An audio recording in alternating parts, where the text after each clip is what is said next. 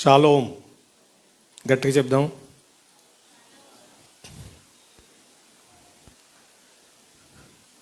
ఈరోజు మైక్ కూడా తీసుకోనండి. ప్రేయర్కి సంబంధించిన కొన్ని విషయాలు మనం నేర్చుకోబోతున్నాం. దానికి ముందుగా ఆయన ఉత్తమ ఉపాధ్యాయుడు అనమాట. అసెంబ్లీలో ఆ స్కూల్లో ఉన్న పిల్లలందరూ ఆల్మోస్ట్ 1500 వరకు పిల్లలు ఉన్నారు. వాళ్ళని పరీక్షించడానికి చాలా పెద్ద ఆయన వయసులో ఆ టీచర్ అడుగుతున్నాడు వాళ్ళని, పిల్లల్ని, స్కూల్లో ఎందుకు జాయిన్ అయ్యారు మీరు? ఒకని ముందుకు పిలిచాడు, నువ్వు స్కూల్లో ఎందుకు జాయిన్ అయ్యావంటే మా అమ్మ పోరు పడలేక అన్నాడు. ఎవరు పోరు పడలేక? మా మమ్మీ పోరు పడలేక స్కూల్లో జాయిన్ అయ్యాడు అన్నాడు. ఓ నాయన, కూర్చోని చెప్పాడు. వెళ్ళి నిలబడు. ఇంకొకరిని పిలిచాడు, నువ్వెందుకురా స్కూల్లో జాయిన్ అయ్యావు అని అడిగితే అందరూ వస్తున్నారని నేను కూడా వచ్చాను సార్ అన్నాడు. ఎందుకు వచ్చాడట?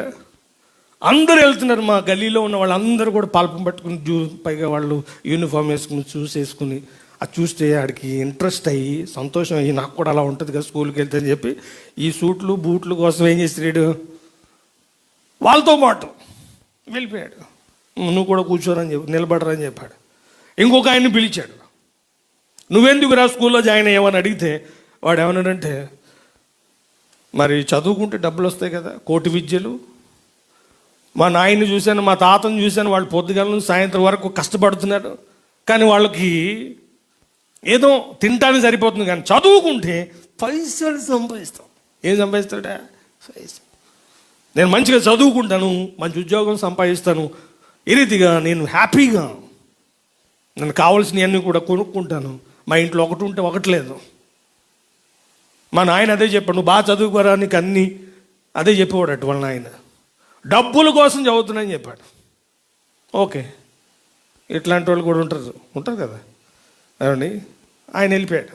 ఇంకొకరిని పిలిచాడు, నువ్వెందుకు చదువుతున్నావురా అని అడిగితే వాడు చెప్పాడు, నాకు కొంచెం టైం కావాలి సార్ అన్నాడు. తీసుకోరని చెప్పాడు. వాళ్ళ ఇంట్లో మొత్తం 4, ఒక తమ్ముడు, 2 సిస్టర్స్, వాళ్ళు అక్క చెల్లి, వీడు చూస్తే థర్డ్ వన్ అనమాట, లాస్ట్లో చెల్లి, సెకండ్ వన్ వీడు. ఒక అక్క, ఒక తమ్ముడు, ఒక చెల్లి, వీళ్ళు 4. వాళ్ళ నాయన ఆయనకి ఆరోగ్యం సరిగా ఉండేది కాదు. ఆయనకు అర్థమైపోయింది చనిపోతున్నాడని. 4 పిల్లలను పిలిచాడు. పిలిస్తే 4లో ఎవడు రాలేదు, వాళ్ళు బయటికి వెళ్ళిపోయారు. చిన్నగా ఉన్నారు వాళ్ళు. ఈడొక్కడే వచ్చాడు వాళ్ళ డాడీ దగ్గరికి. పెద్దోడిని పిలిచిన రాలేదు, చిన్నోడిని పిలిచి తర్వాత ఉన్న 2 పిలిచిన, మొత్తం 4 పిలిస్తే 3 బయటికి వెళ్ళిపోయారు. కానీ వీడు వచ్చి అడిగాడు, ఎందుకు పిలిచావు డాడీ అని అడిగితే ఇంకా ఆయనకు అర్థమైపోయింది, కొంత సమయంలో, కొన్ని నిమిషాల్లో చనిపోతాడు ఆయన. వీడు చిన్నోడు వీడు.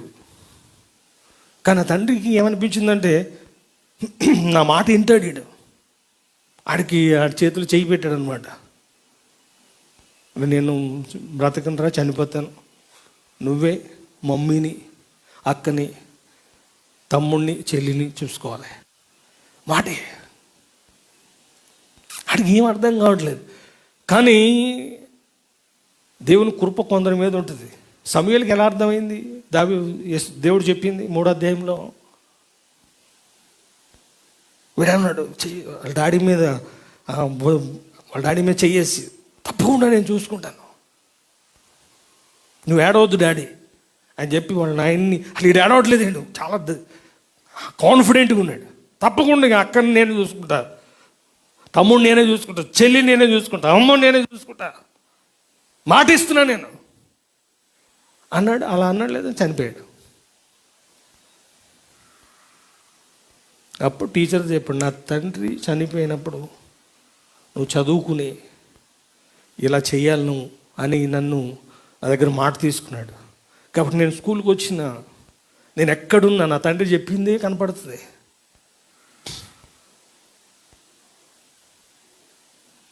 వెరీ గుడ్ అని నన్ను పక్కన పెట్టాడు. ఇంకొకరిని పిలిచాడు, వాడు చాలా డిఫరెంట్గా ఉన్నాడు. వాడిని పిలిస్తే వాడిని అడిగాడు, నువ్వెందుకు రా చదువుకోవాలనుకున్నావు అన్నప్పుడు నాది కూడా చిన్న స్టోరీ ఉంది సార్ అన్నాడు. ఏంటంటే వీళ్ళ నాయనకి మంచి అలవాటు ఉంది. ఏదైనా హాలిడే వస్తే కొన్ని ఈ ఇంట్లో అవసరమైన వస్తువులు పేదవాళ్ళకి తీసుకెళ్ళి పంచుతారనమాట. ఉప్పులు, పప్పులు. మనం ఈ కరోనా టైంలో ఇస్తాం కదా, ఎలాంటి వరదలు వస్తే తీసుకెళ్ళి ఇస్తాం. ఏదన్నా రావాలి, విపత్తు వస్తే కానీ ఇటు బయట రాడు. ఆయన అట్లా కాదు, హాలిడే మంత్లీ వన్స్ ఆయన కొన్నిటిని తీసుకుంటాడు. ఒక 5-6 వేలు ఖర్చు పెట్టి అవి తీసుకుని వెళ్తాడట. ఈసారి ఆయన ఒక 200 కిలోమీటర్స్ దూరంకి వెళ్ళిపోయాడు. ఒక ట్రైబల్ ఏరియాకి వెళ్ళాడు. కొడుకుని కూడా తీసుకెళ్ళాడు. ఎందుకంటే ఆయనకి నా కొడుకు కూడా చూడాలి, రేపు నాలాగే వాడు కూడా చేయాలన్నది ఆయనకి తాపత్రయం. ఆ విలేజ్కి వెళ్ళినప్పుడు, ఆ ట్రైబల్ ఏరియాకి వెళ్ళినప్పుడు అడవిలో ఆ బైక్ మీద వెళ్ళారు. బైక్ కూడా వెళ్ళటానికి రూట్ లేదు సరిగా. అక్కడ వెళ్ళిన తర్వాత వాళ్ళ నాయన వాళ్ళందరికీ కూడా అవన్నీ తెచ్చినవి అన్నీ కూడా ఇస్తున్నాడు. ఇస్తున్నప్పుడు వాళ్ళ నాయన వాళ్ళని అడుగుతున్నాడు. ఫస్ట్ టైం ఆయన వెళ్ళడం, ఇక్కడ మీకు స్కూల్ ఉందంటే స్కూల్ లేదు, ఇక్కడ మీకు హాస్పిటల్ ఉందంటే హాస్పిటల్ లేదు, ఇక్కడ మీకు ఏదైనా ఇలాంటి వస్తువులు కొనాలంటే ఇక్కడ అలాంటి సూపర్ మార్కెట్ ఏమీ లేవు ఇక్కడ. ఒకవేళ మీలో ఎవరైనా సిక్ అయితే ఏం చేస్తామండి? ఇగో ఆ ఆకు ఈ ఆకు తెస్తాం, పసర్లో వాడి నోట్లు వేస్తాం, బ్రతికితో ఓకే, బతకపోతే పక్కన వాగుంది అందులో వేస్తారట. పూడ్చిపెట్టేది కూడా లేదట. పక్కన వాగుంది అందులో తీసుకెళ్ళి పారేస్తాం. ఇక్కడ మాకేమీ లేవు. ఇవన్నీ చూస్తున్నాడు వీడు. అక్కడ స్కూల్ లేదు, అక్కడ హాస్పిటల్ లేదు, అక్కడ ఏమండి వాళ్ళకి కావాల్సిన వస్తువులు ఏమి లేవు. వీడు అలా చూస్తున్నాడు. వాళ్ళ డాడీ ఏం చెప్పలేదు వీడికి, అన్నీ వింటున్నాడు వీడు.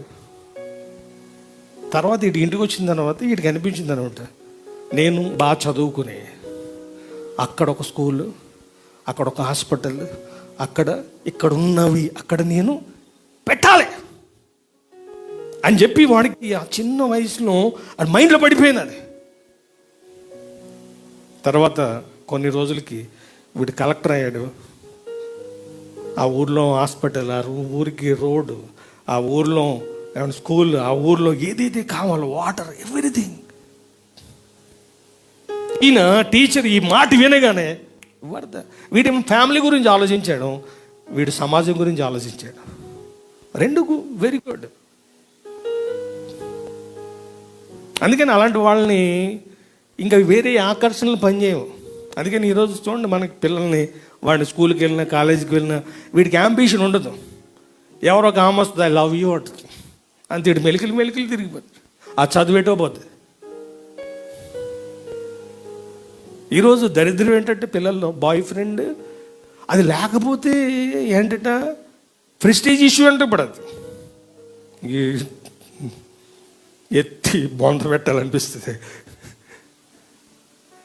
ఒక అంబిషన్ లేనప్పుడు వాడు యూజ్లెస్ ఫెలో. అంటే తాత్కాలికంగా ఉన్న విషయాలకి అంత సీరియస్నెస్ ఉంటే, ఇప్పుడు ఇక్కడ కూర్చుని మీరు మందిరానికి ఎందుకు వస్తున్నారు అని ఒకవేళ మీకు మీరు ప్రశ్న వేశారనుకోండి, అందరూ వస్తున్నారు కాబట్టి వస్తున్నాను. మరి మందిరానికి వెళ్తే డబ్బులు వస్తాయి, అప్పులు పోతాయి, బాధలు పోతాయి, రోగాలు పోతాయి, దెయ్యాలు పోతాయి, ఈ ఉద్దేశంతో వస్తున్నావా? ఏంటి నీ మోటివేషన్ ఏంటి దేవుని మందిరానికి రావడానికి? నన్ను బట్టి నా ఫ్యామిలీ బ్లెస్ కావాలి, నన్ను బట్టి సమాజం బ్లెస్ కావాలి. ఏదో ఒక స్కూల్ లేకపోతే ఒక హాస్పిటల్ తాత్కాలికంగా శరీరానికి ఉపయోగపడుతుంది, కానీ మనం చేసేది తాత్కాలికమైందా శాశ్వతమైందా? శాశ్వతమైంది. రైనాడ్ బౌంకే అని ఒక ఆయన అడిగారట, ఆయన జర్మన్ ఆయన, యవ్వన కాలంలో ఎందుకు నువ్వు ఇలాంటి సేవ చేస్తున్నావు అంటే, చిన్నప్పుడు ఆయనకు ఒక దర్శనాన్ని దేవుడు చూపించాడట. ఆ దర్శనం ఎలా ఉందంటే, కొన్ని లక్షల మంది పరిగెట్టుకుంటూ వెళ్ళి ఆ భయంకరమైన లోయలో పడిపోతున్నారు. ఆ లోయ ఏంటని చూస్తే బగ మండుతుందట. అరే వీళ్ళకి ఎట్లా, ఎవడు ఆగట్లేదు, ఎవరు ఆపట్లేదు, ఎందుకు అందులో పడుతున్నారు? అప్పుడు దేవుడు చెప్పాడంట, నువ్వు ఆపాలనుకుంటే ఆపు అన్నాడట. ఆయన అక్కడ నిలబడి మీరు వెళ్ళకండి అని చెప్పి అందులో పడకుండా కొంతమందిని ఆపగలుగుతున్నాడట. సడన్గా ఆయనకు మెలకు వచ్చింది. అప్పుడు ఆయనకు అనిపించింది, ఎవరు వస్తున్నప్పుడు 17, 15, 16 ఇయర్స్ ఆయనకి. దేవుడు నా ద్వారా ఇది చేయబోతున్నాడు. అందుకని ఆయన మీటింగ్స్కి వచ్చినంత పబ్లిక్ వరల్డ్ ఎంతవరకు ఎవరికి రాలే. Millions of people. రీసెంట్గా చనిపోయాడు ఆయన. ఏంటంటే ఏం చూశాడంటే, ఏమండి, ఆత్మలో పరిస్థితులను చూశారు. కొన్ని కోట్ల మందిని ప్రభు దగ్గర నడిపించాడు. నేను ఒక ఇన్సిడెంట్ చదివాను, నా గుండెని యవ్వన కాలం ఉన్న పిండేసింది అది. అది ఎలా ఉందంటే, పరలోకానికి వెళ్ళిపోయాడు ఒక ఆయన. గేట్ దగ్గర ప్రభు ఉన్నాడు. లోపలికి వెళ్ళే ముందు ఆ ఏంజెల్స్ అందరూ కూడా వెల్కమ్ అని చెప్తున్నారు ఆయన్ని. లోపలికి వస్తున్నాడు. ఎందుకు ఆగిపోయి, ఇక్కడ నాకు ఇటువంటి ప్లేస్ ఉంటుంది లోపల, నా పొజిషన్ ఏంటని అడిగాడట. దేవుడు చెప్పాడట, నువ్వు 5 మందిని నిన్ను బట్టి పరలోకానికి తీసుకొచ్చావు, ఇదిగో సో అండ్ సో ప్లేస్ అది అడిగాడట. ఆ ప్లేస్ ఇప్పుడు మనం మామూలుగా 1 ఫ్లోర్ బిల్డింగ్ ఉంది, 2 ఫ్లోర్ బిల్డింగ్ ఉంది, 5 ఫ్లోర్ బిల్డింగ్ ఉంది. ఇప్పుడు ఏది కావాలనుకుంటారు మీరు? ఫ్రీగా ఇస్తే 5 అంతస్తుల బిల్డింగ్ కావాలంటే ఫ్రీగానే, నువ్వు కష్టపడేది ఏం లేదు. ఏం కోరుకుంటారు మీరు? మాట్లాడరేంటమ్మా? ఆయన ఏమన్నాడు? మీ మౌనం మరి ఎందుకు? అది మనకు అవసరమా? ఇప్పుడు ఆయన అడిగాడు, ఆ స్థాయికి వెళ్ళాలంటే ఏం చేయాలంటే, ఎంతోమందిని నా కొరకు నువ్వు సంపాదించాలి. ఆయన ఒక్క నిమిషం ప్రభు, నేను భూమి మీదకి వెళ్ళిపోతాను, ఇప్పుడు వెళ్ళను, లోపలికి వెళ్తాను, కిందకి వెళ్ళి దానికి తగ్గట్టుగా కష్టపడి అప్పుడు వస్తాను నేను. నాకు పర్మిషన్, నేను కాలు పట్టేసి విడిచిపెట్టట్లేదు దేవుంది. ఓకేరా వెళ్ళాలని చెప్పాడట. అప్పుడు మెలకు వచ్చింది వాడికి. ఇక్కడ కూర్చున్నవారు కనీసం మీరైనా ఉంటారని గ్యారెంటీ ఉందా? పరలోకం వెళ్తాం, బాప్తిజం తీసుకోగానే పరలోకం వెళ్తాం అని లేదు, తెలుసు మీకు? పరలోకం వెళ్తాం అనేది ఒక ప్రాసెస్. అది ఇప్పుడు దానికి సంబంధించిన, ఇప్పుడు ఇక్కడ కూర్చున్న వాళ్ళు, నేను రేపు మా ఆయన నేను అమెరికా వెళ్ళిపోతున్నా అంటే అవుతుంది. అది వేరే దేశానికి వెళ్ళాలంటే దానికి ఒక మామూలు విషయం కావాలి. నీకు పాస్పోర్ట్ ఉండాలి, వీసా ఉండాలి, ఫ్లైట్ టికెట్ ఉండాలి, మెడికల్ చెకప్ ఉండాలి. దీనికి ఇవన్నీ కూడా ఖర్చుతో కూడింది. మరి పరలోకం వెళ్ళటానికి అందుకే యేసుప్రభు గారు చెప్పారు, ప్రభువా ప్రభువా అని పిలిచి ప్రతివాడు పరలోక రాజ్యంలో ప్రవేశించాడు. కానీ పరలోకమందున్న 18 రెఫరెన్సెస్ పైనే ఉన్నాయి. అందులో 3 రెఫరెన్స్లు మీరు చెప్పండి అంటే ఎంతమంది చెప్తున్నా తెలియదు. చర్చికి వెళ్తే పరలోకం వెళ్తామని లేదు. అందుకని పౌలు గారు ఏం చేశారు? కొలసియన్స్ 1:28 మొదటి అధ్యాయం 28వ వచనం.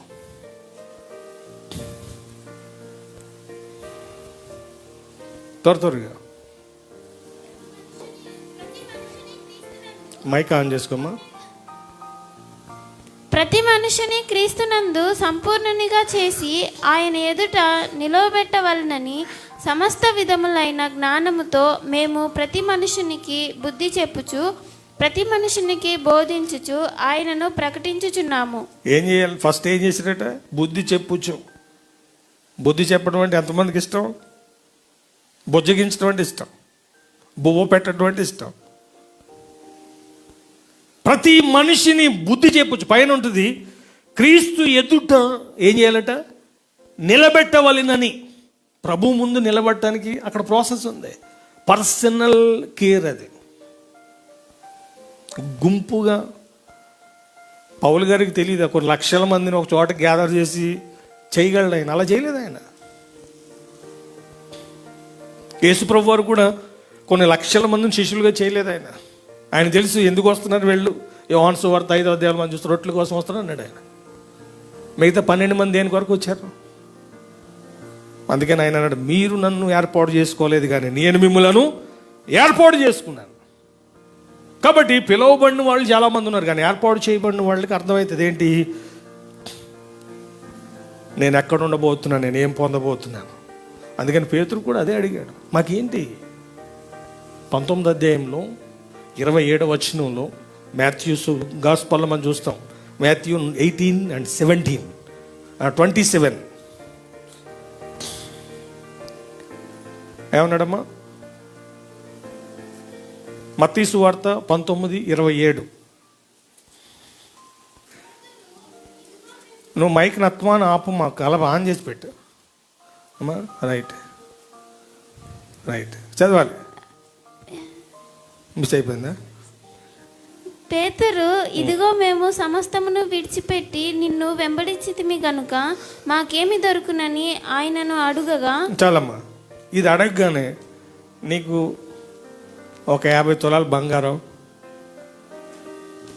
నీకు ఇంతకుముందు పడవలు ఉన్నాయి, 4 ఓడలు, ఇలాంటివి అని చెప్పాడు ఆయన.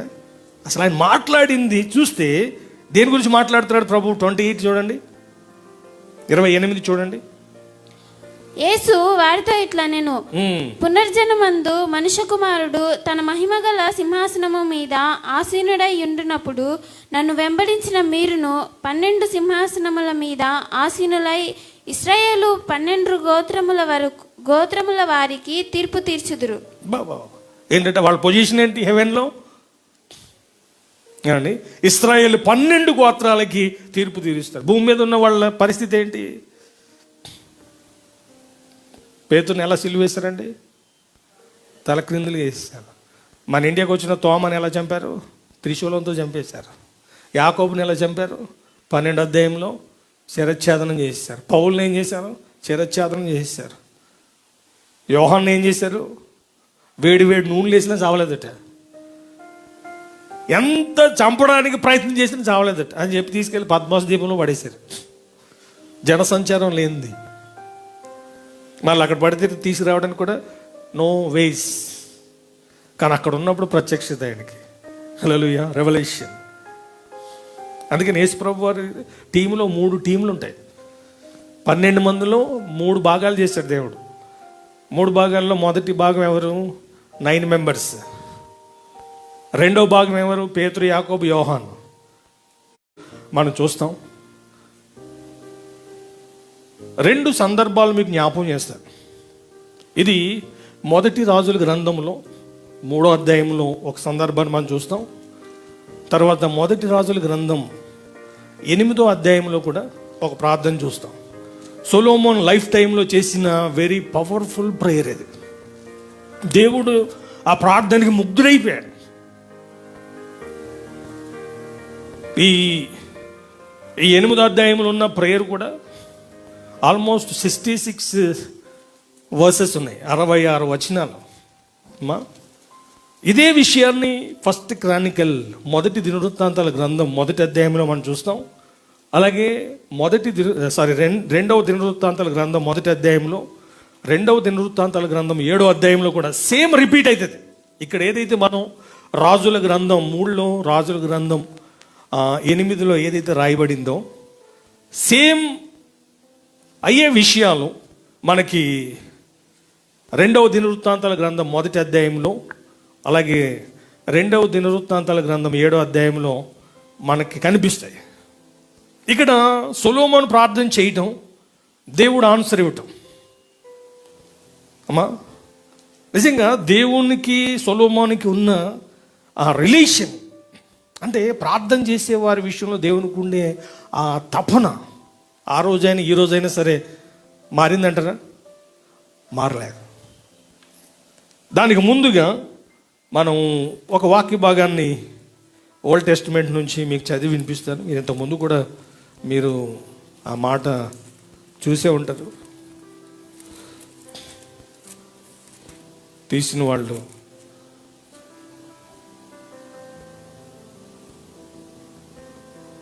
ఆమోసు గ్రంథము 9వ అధ్యాయంలో 13వ వచనాన్ని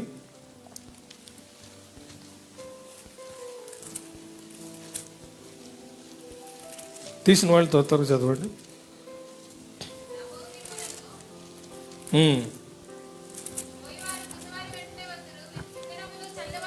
ద్రాక్ష పండ్లు త్రొక్కువారును వత్తురు. పర్వతముల నుండి మధురమైన ద్రాక్షారసము స్రవించును. కొండలన్నీ రసదారలగును. ఇదే యెహోవా వాక్కు. ఓకే. యెషయా గ్రంథము 65వ అధ్యాయము 24వ వచనం.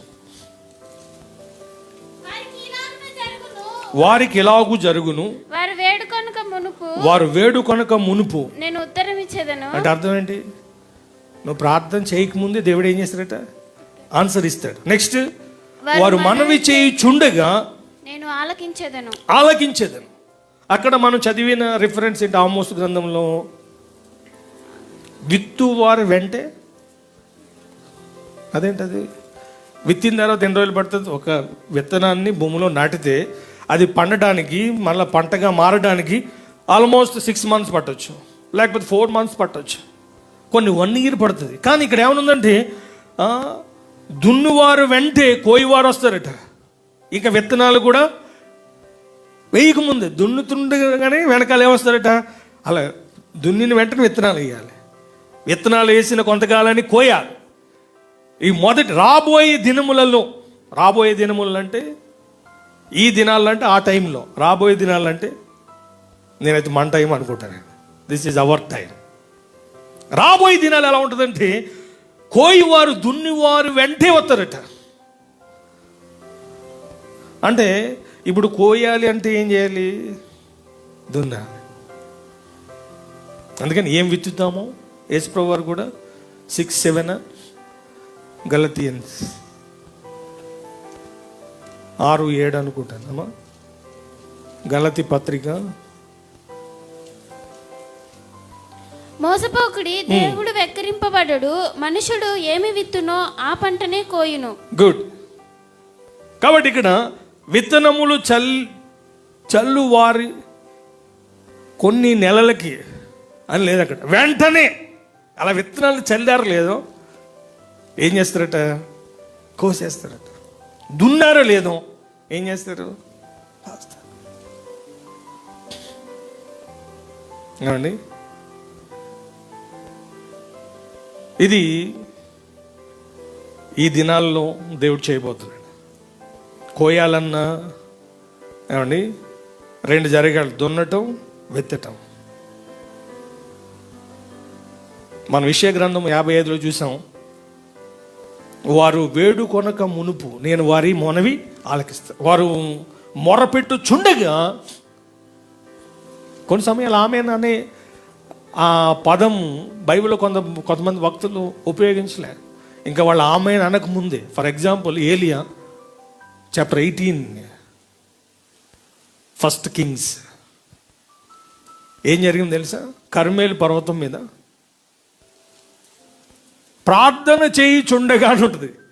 అలా ప్రార్థన చేస్తున్నాడు, ఆకాశం నుండి అగ్ని దిగి బలిపీఠం మీద ఉన్న ఆ మాంసము నీళ్లతో నిండిపోయిందట. అదంతా కూడా కందకం ఏమైపోయింది? 18 చాప్టర్ 18. ఆమెనలే ఇంకా జస్ట్ ప్రార్థన చేస్తున్నాడు. దేవుడు రెడీగా ఉన్నాడు. ఎప్పుడు చేస్తాడు. ముందు ఆప్షన్ వాళ్ళకి ఇచ్చాడు. ఇక్కడ ఈ సొలొమోన్ చేసిన ప్రార్థన మీకు 1 Kingsలో ఉన్నదానికి, తర్వాత 2 Chronicle ఉన్నదానికి, 2 Chronicleలో దేవుని వైపు నుంచి వచ్చిన విషయాలు ఎక్కువ మనకు అనిపిస్తాయి. దేవుడు ఆ ప్రార్థనకి రెస్పాండ్ అయిన విధానం కనిపిస్తుంది. ఇక్కడ మొదటి రిఫరెన్స్గా మనం 1 రాజుల గ్రంథంలో 3వ అధ్యాయంలో ఉన్న ఒక వాక్య భాగాన్ని చదువుదాం. తీసిన వాళ్ళు, మైక్ ఉన్న వాళ్ళు మాత్రమే. 1 Kings చాప్టర్ 3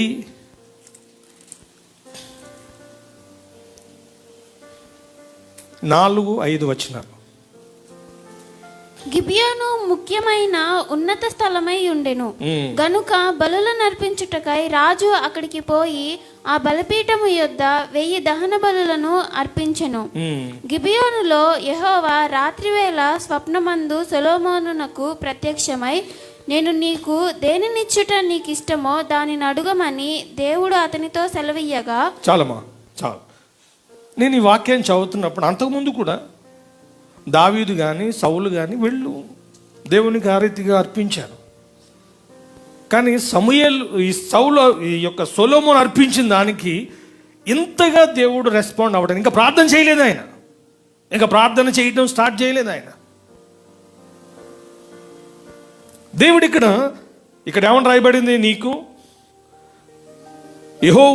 స్వప్నమందు సొలొమోను ప్రత్యక్షమై, నేను నీకు దేనిని ఇచ్చుట నీకు ఇష్టమో దాన్ని అడుగుమని దేవుడు అతనితో సెలవీయగా.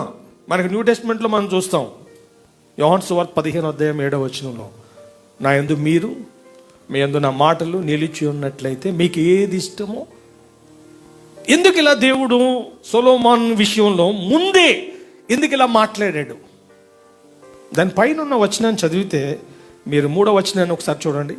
తన తండ్రి అయిన దావీదు నియమించిన కట్టడలను అనుసరించుచు సొలొమోను యెహోవా యందు ప్రేమ ఎంచెను గాని ఉన్నత స్థలముల యందు చాలా మా మాట ఒకటి చాలు. వాళ్ళ నాయన ఏదైతే చెప్పాడో, వాళ్ళ నాయన ఏం చెప్పాడో తెలుసా? నేను అక్కడ 4 ఫ్లాట్లు ఉన్నాయి, అక్కడ ఎంత బ్యాంక్ బ్యాలెన్స్ ఉంది, నేను వెళ్ళిపోతున్నాను అవన్నీ తెలుసుకుని. ఎవడన్నా ముసలోడు పోయేటప్పుడు ఏం చేస్తారు, ఏం చెప్తారు?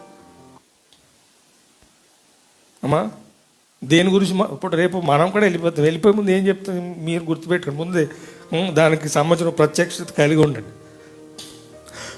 నా దగ్గర ఏముంది బూడిద అనకండి. నీతిమంతుడు ఏం చేస్తాడు? అది ఆటోమేటిక్గా వస్తుంది. దావీదు గారు చేసిన పని ఏంటి తెలుసా? ఈ 3వ అధ్యాయంలోనే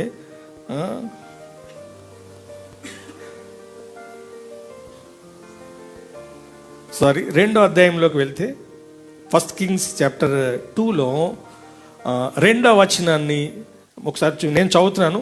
లోకులందరూ పోవలసిన మార్గం నేను పోవచ్చున్నాను, కాబట్టి నువ్వు ధైర్యము తెచ్చుకొని నిర్భయము కలిగి నీ దేవుడైన యెహోవా అప్పగించిన దానిని కాపాడి ఆయన మార్గం అనుసరించిన ఎడల నీవు ఏ పని పూనుకొనినను ఎక్కడ తిరిగినను అన్నిటిలో వివేకముగా నడుచుకుందువు. అమ్మా ఈ రీతిగా కొన్ని ఇన్స్ట్రక్షన్స్ చనిపోయే ముందు దావీదు గారు సొలొమోనుకి ఇచ్చాడు. నువ్వు ఇలా ఉంటే, ఏదైతే ఆయన చెప్పాడు, ఏదైతే ఆయన ఆజ్ఞ ఇచ్చాడు, ఏదైతే ఆయన ధర్మశాస్త్రం ఉందో నువ్వు అలా ఉంటే, ఇప్పుడు నేను అలా ఉన్నాను కాబట్టి నా తర్వాత నువ్వు ఉన్నావు, నువ్వు ఇలా ఉంటే నీ తర్వాత నీ కొడుకు కూడా ఏదో గుడి కట్టేస్తే దేవుడు ఫీల్ అయిపోడు. నా దావీదుకి ఆలోచన వచ్చినప్పుడు నాతాను పంపిస్తాడు. నేను అడిగానా నిన్ను? నేను ఐగుప్తులోంచి వచ్చినప్పటి నుంచి డేరాలోనే కదా ఉంది. దేవునికి కావాల్సింది ఇలాంటి ప్యాలెస్ ఇలా ఉండాలి అనుకుంటే ఆయన ఎందుకు చేయరు? ఇశ్రాయేల్ చేస్తారు. జస్ట్ ఆ రోజు నిర్గమకాండంలో మనకి 19వ అధ్యాయం 20వ అధ్యాయంలో మనం చూస్తే ఎంత సింపుల్గా చెప్పాడు సార్. జస్ట్ తెరలే, ఒక టెంట్ అది. కాబట్టి ఇక్కడ దావీదుకి అర్థమైంది, నేను దేవుని మాట విన్నాను కాబట్టి నా కుమారుడు సింహాసనం మీద ఉన్నాడు. ఓకే, సొలొమోను చెప్పాడు, నువ్వు చక్కగా ఉంటే నీ నెక్స్ట్ నీ కొడుకు కూడా ఆడు చక్కగా ఉంటే. కానీ సొలొమోను లాస్ట్లో చెడిపోయాడు. అందుకని రెహబాం టైంలో ఏమైపోయింది? రాజ్యం 2గా చీలిపోయింది. ఓన్లీ 17 years పరిపాలించాడు. ఎవరు? రెహబాం. తర్వాత ఆడు కొడుకు పుట్టాడు అబియా, ఓన్లీ 3 years పరిపాలించాడు. తర్వాత ఆయన కొడుకు పుట్టాడు ఆషా, ఆయన 41 years పరిపాలించాడు. ఆయన తర్వాత పుట్టాడు యెహోషాపాతు, ఎన్ని ఇయర్స్ పరిపాలించాడు? Only 25 years. ఆయన తర్వాత పుట్టాడు ఎవరు? యెహోరాం, ఎన్ని ఇయర్స్? Only 8 years. తర్వాత అహాజ్యా పుట్టాడు, ఓన్లీ 1 year. తర్వాత అతల్యా పుట్టింది. ఎవరామె?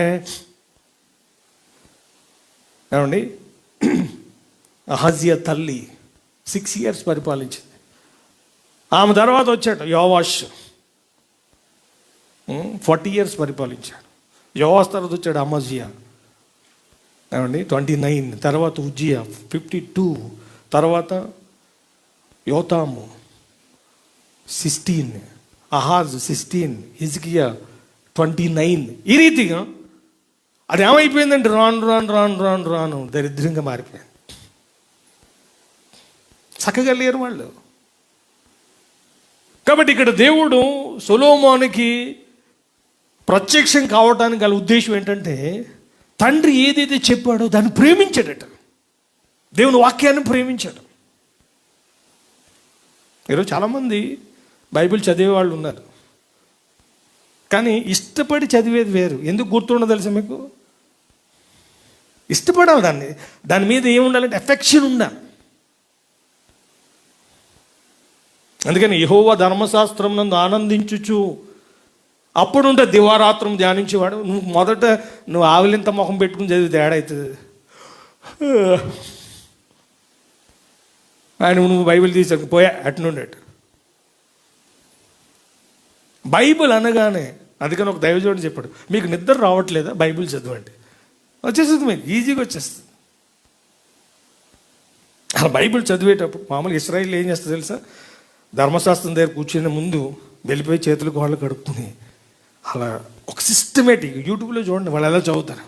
యెహోవా అని వస్తే మరలా వెళ్ళిపోయి మళ్ళీ చేతులు కాళ్ళు కడుక్కుని వస్తారు. యెహోవా అనే మాట ఎన్నిసార్లు వస్తే అన్నిసార్లు వాళ్ళకి ఫియర్ అనమాట ఆ పదం చదివితే. ఇది మామూలు బుక్ కాదు. ఇది నువ్వు ఎంతగా వాక్యానికి ఇంపార్టెన్స్ ఇస్తావో అంతగా నీ ఆత్మీయత కూడా చేంజ్ అయిపోయింది. కాబట్టి ప్రేమించడట దేవుడు. చూశాడు, అరే నా వాక్యాన్ని ప్రేమిస్తున్నాడు. అందుకని మనం చదివాం కదా, ఏది 15:7 జాన్లో ఏమనుంది? నా యందు మీరు, మీ యందు నా మాటలు, మీకు ఏది ఇష్టమో అన్నాడు. కాబట్టి అక్కడ చెప్పిన మాట ఇక్కడ సొలొమోను దగ్గరికి వచ్చినప్పుడు దేవుడు అడిగాడు, నీకు ఏది ఇష్టము? చిన్న వయసు అది, ఏం అడగాలి? చాలా ఉన్నాయి. ఇప్పుడు ఇక్కడ కూర్చున్న మీకు ఏది ఇష్టమో అడగండి అంటే, అబ్బా ఎప్పటి నుంచో అనుకుంటున్నా ఇలాంటి మాట వినాలని. హేరోదు అడిగాడు, డ్యాన్స్కి ముగ్ధులైపోయి ఆస్తిలో సగం ఇచ్చేద్దను అనగానే మెంటల్ ఏం అడిగింది? యోహాను తల. నాకు ఇప్పటికీ ఆశ్చర్యం, ఇప్పుడు మన పిల్లలు ఆడపిల్లలు ఉన్నారు, ఒక మేక తలకే చేతులు పెడితే పెట్ట, ఒక మనిషి తల మామూలుగాని డెడ్ బాడీని చూస్తేనే భయపడతాం, అలాంటిది ఒక దాన్ని కట్ చేసి తీసుకొచ్చి పలుగులో పెట్టి ఎంత డీర్. ఆ గ్యాంగ్ అట్లాంటిది. ఎస్తేర్ను కూడా 3 సార్లు అడుగుతాడు అహస్వరస్, రాజ్యంలో సగం ఇచ్చేస్తాను, రాజ్యంలో సగం ఇచ్చేస్తాను. ఇక దేవుడు అడిగాడు, నీకేం కావాలి? మీకు దినవృత్తాంతాల 1వ గ్రంథంలో 2వ గ్రంథం 1వ అధ్యాయంలో ఒక అద్భుతమైన మాట. ఇక్కడ మనకి రాజుల గ్రంథంలో ఆ విషయం రాయబడలేదు, కానీ క్రానికల్లో రాయబడింది. 2 క్రానికల్ చాప్టర్ 1 తీసిన వాళ్ళు 10వ వచనం. ఈ నీ గొప్ప జనమునకు న్యాయము తీర్చే శక్తిగలవాడెవడు? నేను ఈ జనుల మధ్యను ఉండి కార్యములను చక్కపెట్టునట్లు తగిన జ్ఞానమును తెలివిని నాకు దయచేయము. 12కి వెళ్ళిపోరా. కాబట్టి జ్ఞానమును తెలివియు నీకు ఇయ్యబడును. ఒక్క నిమిషం, 11కి వెళ్ళిపోమా. అందుకు దేవుడు సొలొమోనుతో ఇలాగు సెలవిచ్చెను, నీవు ఈ ప్రకారము యోచించుకొని ఐశ్వర్యమునైనను, సొమ్మునైనను, ఘనతనైనను, నీ శత్రువుల ప్రాణమునైనను, దీర్ఘాయువునైనను అడుగక, నేను నిన్ను వారి మీద రాజుగా నియమించిన నా జనులకు న్యాయము తీర్చుటకు తగిన జ్ఞానమును తెలివిని అడిగి ఉన్నావు. కాబట్టి జ్ఞానమును తెలివియు నీకు ఇయ్యబడును. నీకన్నా ముందుగా నున్న రాజులకైనను నీ తరువాత వచ్చు రాజులకైనను కలుగని ఐశ్వర్యమును, సొమ్మును, ఘనతను నీకు ఇచ్చదనని చెప్పాను. చాలమ్మా. ఏంటంటే ఇక్కడ చాలా క్లియర్గా జ్ఞానమును తెలివిని అడిగి ఉన్నావు. ఏం అడిగాడట ఆయన? జ్ఞానము తెలివి, 2 things అడిగాడు అంతే. తెలివి అంటే జ్ఞానం అంటే, జ్ఞానం ఎలా వస్తుంది అమ్మా? జ్ఞానం ఎలా వస్తుంది? 2 మార్గాలు ఉన్నాయి. ప్రార్థన ద్వారా వస్తుంది, వాక్యం ద్వారా వస్తుంది. నన్ను అడుగుము అంటాడు. మీలో ఎవరికైనా జ్ఞానం కొదువుగా ఉన్నాడని యాకోబు పత్రికలో ఉంటుంది. అలాగే దేవుని వాక్యాన్ని బట్టి కూడా జ్ఞానం వస్తుంది. తెలివి ఎలా వస్తుంది? ఇప్పుడు మీకు తెలివి ఉందో లేదో టెస్ట్ పెట్టినా, నన్ను ఒక ఆయన వచ్చి అడిగాడు, ఆ పాస్టర్ చూపించాడు, కేక్ తినడం కూడా తప్పు అంటాడు. ఏంటట బర్త్డే రోజు కానీ పెళ్లి రోజు కానీ బైబిల్ ఎక్కడుంది? కేక్ ఎక్కడుంది? బైబిల్లో కేక్ కోయమని ఎక్కడుంది? బైబిల్లో హ్యాపీ బర్త్డే అని రాయమని ఎక్కడుంది? బైబిల్ ఎక్కడుంది? స్టార్ పెట్టమని ఎక్కడుంది? ఐఎమ్ ఎగ్నిస్ట్, ఇలాంటివి నేను చేయను, ఐఎమ్ ఏ ప్యూర్ అన్నాడు. మీరేం చెప్తారు? మీకు తెలివి ఉంటే ఏం చెప్తారు?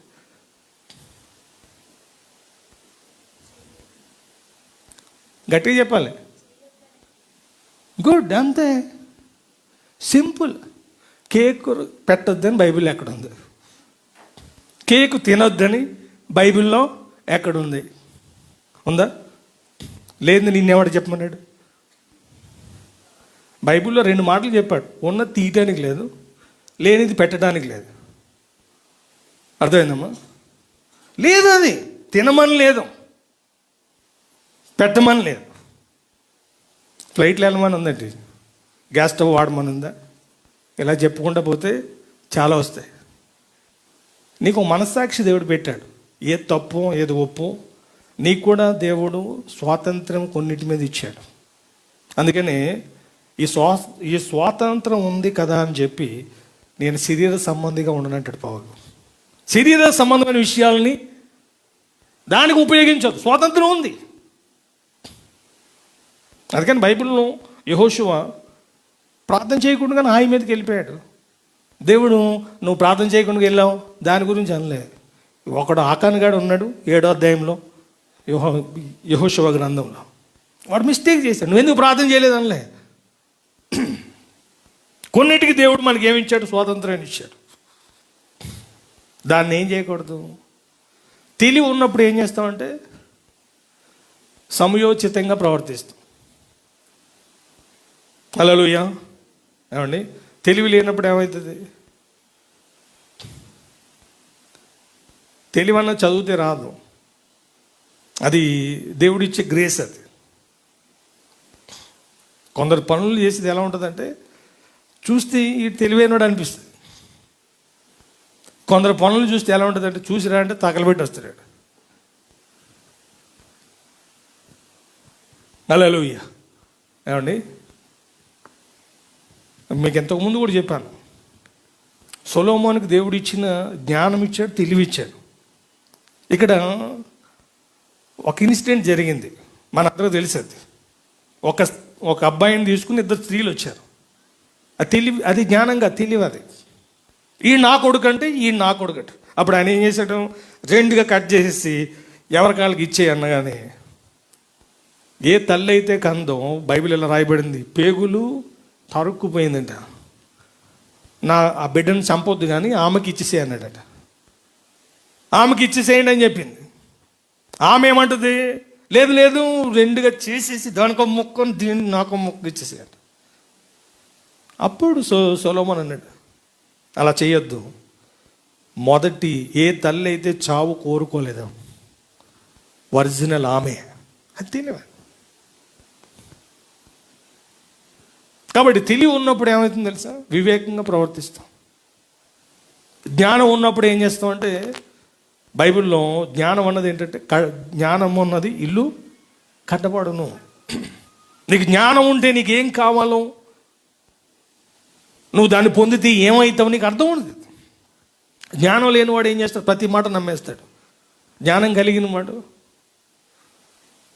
ఇప్పుడు నేను కొందరిని ఇక్కడ ఉన్న వాళ్ళు ఎంత తెలివైన వాళ్ళు అంటే, ఇప్పుడు ఫర్ ఎగ్జాంపుల్ ఒక దైవజనుడు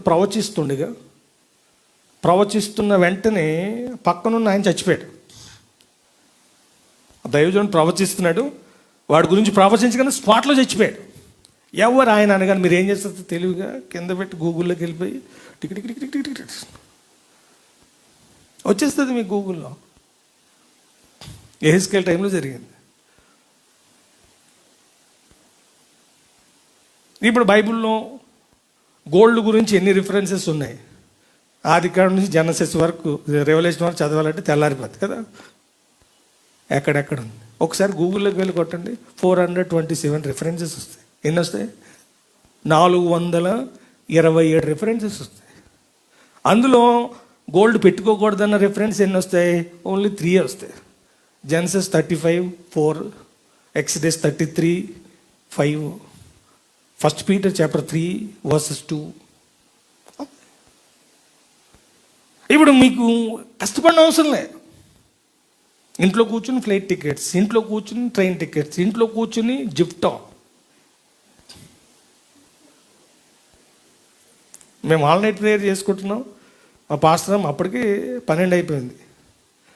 ఇక్కడ ఫ్రిడ్జ్ లేదు. ముందే తెచ్చేయచ్చు కదా, పాలు ప్యాకెట్ ముందు తెస్తే అది కాబట్టి కరెక్ట్గా 1 గంటకి టింగ్ టింగ్ అని 1 గంటకి అక్కడ బ్యాగ్ పట్టుకుని వచ్చేసాడు. ఎన్ని ప్యాకెట్లు? 2 పాల ప్యాకెట్లు. ఏముంది? తెలివిది. అదేనమ్మా, తెలివి లేనివాడు ఏం చేస్తుందో తెలుసా? నేను దానికి ఉదాహరణ. మా చిన్నాన్నగారికి మోటార్ సైకిల్ ఉండేది, నాకు ఇచ్చారు. మా ఊరంతా నడిపించుకుని తిరిగి వచ్చేసా. మొత్తం చెమట్లు చెమట్లు చెమట్లు చెమట్లు. ఆ టైంలో 86లో లోన అంటే హెలికాప్టరే. ఏం లేదు, అలా అందరిని చూస్తున్నాడు. తర్వాత 89లో ఒకటి చేతకి ఇచ్చాడు. ఫస్ట్ గేర్లో ఊరంతా తిరిగేశాను. బోరుకు వచ్చేసింది అది. ఆ ఇంట్లో ఉన్న వాళ్ళందరూ బయటకు వచ్చి పైకి చూస్తున్నారు అనమాట, ఏదో వస్తుందని చెప్పి. ఫస్ట్ గేర్లో ఫుల్ రేజ్ ఇస్తే ఎలా ఉంటుంది సౌండ్? చేతక్ ఓ అంటుంది, అది అక్కడే ఉంది. ఇంత తెలివైనోడు అనుకోలేదురా.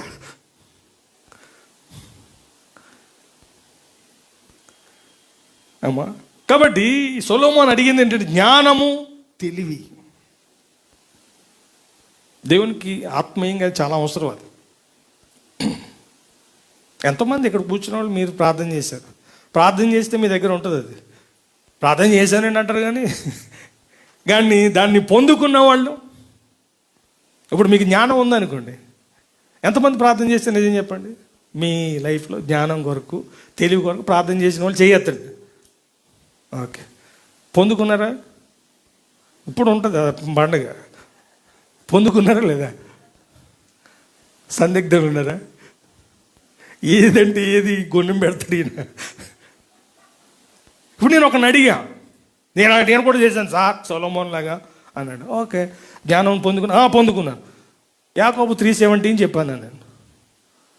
జ్ఞానం గురించి అక్కడ ఉంది. మొట్టమొదట పవిత్రమైంది, పైనుండి వచ్చే జ్ఞానం. మొట్టమొదట పవిత్రమైంది, సమాధానకరమైంది, మృదువైనది, సులభముగా లోబడినది, కనికరముతోను మంచి ఫలములతో నిండుకొని పక్షపాతమైన వేషధారణైన లేనిదై ఉన్నది. ఇదేంటి? దేవునికి సంబంధించింది. లోక జ్ఞానం ఎలాంటిది? డంబాలు కొట్టుకోవటమే. లోక జ్ఞానం ఏం చేస్తాడు? అతిశయిస్తాడు. దైవ జ్ఞానం పొందిన వాడు ఏం చేస్తాడు సార్? తగ్గించుకుంటాడు. కాబట్టి నీ లోపల పవిత్రత ఉంది అంటే నీకు జ్ఞానం ఉందని అర్థం. నీకు అది లేదు, నీ పవిత్రతను కాపాడుకుంటున్నావు, నీ సమాధానాన్ని కాపాడుకుంటున్నావు, నీ నీతిని కాపాడుకుంటున్నావు. మాట్లాడే విధానం, కొందరు మాట్లాడితే ఎలా ఉంటుంది తెలుసా? కత్తితో పొడవనవసరంలే. ఆ మాట ఎలా ఉంటుందంటే చాకుతో పొడిచిన దానికన్నా, చాకుతో పొడిచింది కొన్ని రోజులకి గాయం మానిపోద్ది, కానీ మాటతో. అందుకని సామెతలు ఉంటుంది, వారి నోటిలో కత్తులోనే అంటాడు దేవుడు. ఏమున్నాయంటే వారి కంఠము తెరిచిన సమాధి. మన నోట్లో ఏముండాలి? Hebrew 13 ప్రకారంగా జిహ్వ ఫలము అర్పించండి. జ్ఞానం ఉన్నప్పుడు ఏమవుతుంది తెలుసా? అందుకని నేను న్యూ టెస్ట్మెంట్లో మాథ్యూ చాప్టర్ 2లో జ్ఞానులు కనిపిస్తారు. లూక్ 2 or 3 గొల్లలు కనిపిస్తారు. 3లో గొల్లలు కనిపిస్తారు. అవునండి. మళ్ళీ ఇక్కడ గొల్లలు ఉంటారు, అక్కడ జ్ఞానులు ఉంటారు. ఓన్లీ మత్తయి సువార్తలో జ్ఞానులు ఉంటారు. జ్ఞానులను ఎందుకు పెట్టాడని, వాళ్ళకి ఆ టైటిల్ ఎందుకు పెట్టాడు దేవుడు అంటే, దేవుణ్ణి వెతికి కనుగొన్నారు. ఎవరైతే దేవుణ్ణి కనుగొంటారో వాళ్ళు ఎవరు? జ్ఞానులు. ఎవరు దేవుణ్ణి చూడగలుగుతున్నారు? ఆ రోజు చాలామంది పుట్టారు. యూదులు రాజుగా పుట్టినవాడు ఎక్కడ? మేము ఆయన్ని పూజింపవచ్చితిమి. లేఖనాలు చూస్తే కానీ అర్థం కాలేదు పంతులు గారికి. వాళ్ళకి లేఖనాలు లేకుండానే మరి ఎలాగ తెలుసుకున్నారు వాళ్ళు? ఆశగల ప్రాణాన్ని దేవుడు తృప్తిపరుస్తాడు. వాళ్ళ ఇన్వెస్టిగేషన్ అంతా దేని గురించి అంటే ఏమండి, మెస్సయ్యను కనుగొనాలి. మరి ఎప్పటి నుంచి పరిశోధన చేశారు? నేను పరలోకి వెళ్ళిన తర్వాత అడుగుతాను, వాళ్ళు మీరు ఎప్పటి నుంచి, వాళ్ళు మీకు ఎలా తెలిసింది ఇది? ఎప్పటి నుంచి మీరు ఇన్వెస్టిగేషన్ చేశారు? ఎలా ప్రయాణం చేశారు? ఆ రోజుల్లో దారులు ఎక్కడున్నాయి? హైవేలు ఎక్కడున్నాయి? ఎంత రిస్క్ అది. ఫ్యామిలీని విడిచిపెట్టి అన్ని విడిచిపెట్టి అది ఇప్పుడు వాళ్ళు తెలిసింది ఎంతవరకు వాస్తవం? అది ఏమైనా ప్రూవ్ అయిందా? ఏం లేవు. ఏదో ఒక విషయం తెలిసింది, ఆ నక్షత్రం ఒక రాజును చూపిస్తుంది అన్నది వాళ్ళకి తెలిసింది. దాన్ని నమ్మి వెళ్ళిపోయారు వాళ్ళు. ఇంట్లో ఎలా ఒప్పుకున్నారు? అది పెద్ద ప్రాసెస్ అది. కాబట్టి సొలొమోను ఏమడిగాడు? జ్ఞానం అడిగాడట. ఎంత జ్ఞానం ఇచ్చాడో తెలుసా దేవుడు? అంటే దైవ జ్ఞానం పొందితే డబ్బుని కాళ్ళ దగ్గర వచ్చి పడుతుంది. ఈయన శేబాదేశపురానికి లెటర్ పంపించాడు, నువ్వు నా జ్ఞానం గురించి తెలిసే నీకు. ఆమె విందట. అందరూ చెప్పుకుంటుంటే వింటే తీరా వచ్చిన తర్వాత ఆమె అంటది, నేను విన్న దాంట్లో సగమైనా చెప్పలేదు. భూపతులు అందరూ రాయబడింది బైబిల్. భూపతులు అందరూ అంటే భూమి మీద ఉన్న హెడ్స్ అందరూ కూడా సొలొమోను దగ్గరికి వెళ్ళారు. వెళ్ళినోడే మామూలుగా వెళ్ళాడా? ఏమండి, బంగారం వెండి. ఆయనంత జ్ఞానవంతుడు లేడు, ఆయనంత ధనవంతుడు లేడు. దేవుడు సొలొమోనుకి ఇచ్చిన టైటిల్ ఏంటంటే, నీ తర్వాత కానీ నీ ముందు కానీ నీలాంటి వాడు ఉండడు అన్నాడు. అంతే. అబ్బా, నీ తర్వాత కానీ నీ ముందు కానీ నీలాంటి వాడు. మా ఇంటి ముందు ప్లాస్టిక్ బకెట్ ఉండట్లేదు, తడి చెత్త పొడి చెత్త పోయింది, మీది కూడా పోయింది. నాది వెండి బయటపడేసారట. వెండి, ఐరన్ అన్ని బయటపడేశారు. గోల్డ్ ఒకటే, అది కూడా మరి అలా ఉన్నది. ఎవడు పట్టుకెళ్ళేవాడు కాదు. అన్కౌంటబుల్, లెక్క పెట్టడానికి లేదు అది. ఎంత నేను ఇక్కడ కూర్చున్న వాళ్ళు ఎంతమంది వెండి గిన్నెలో చిన్నప్పుడు తిన్న చేయతండి. ఓన్లీ అది పెట్టే రోజే మళ్ళీ కడిగేసి తుడిచేసి బయట పెట్టేస్తాం. మళ్ళీ ఇంకొకటి ఎవడని పుడితే ఆడికి. నేను ఒక కామన్ అడిగాను, మరి రోజు పెట్టచ్చు కదా అందులో అకేషన్ కొరకు. అంతే. ఎలాంటి స్థాయి దేవుడు ఇచ్చాడు. ఆ జ్ఞానం వల్ల ఏమొచ్చింది? బుద్ధి జ్ఞాన సర్వసంపదలు ఆయన యందు. ఫస్ట్ ప్రేయర్ దేని కొరకు చేశారంటే తన పర్సనల్ లైఫ్ కొరకు. నాకు జ్ఞానం కావాలి, తెలివి కావాలి. జ్ఞానం పొందుకున్నాడు, తెలివి పొందుకున్నాడు. పొందుకున్న తర్వాత మాత్రం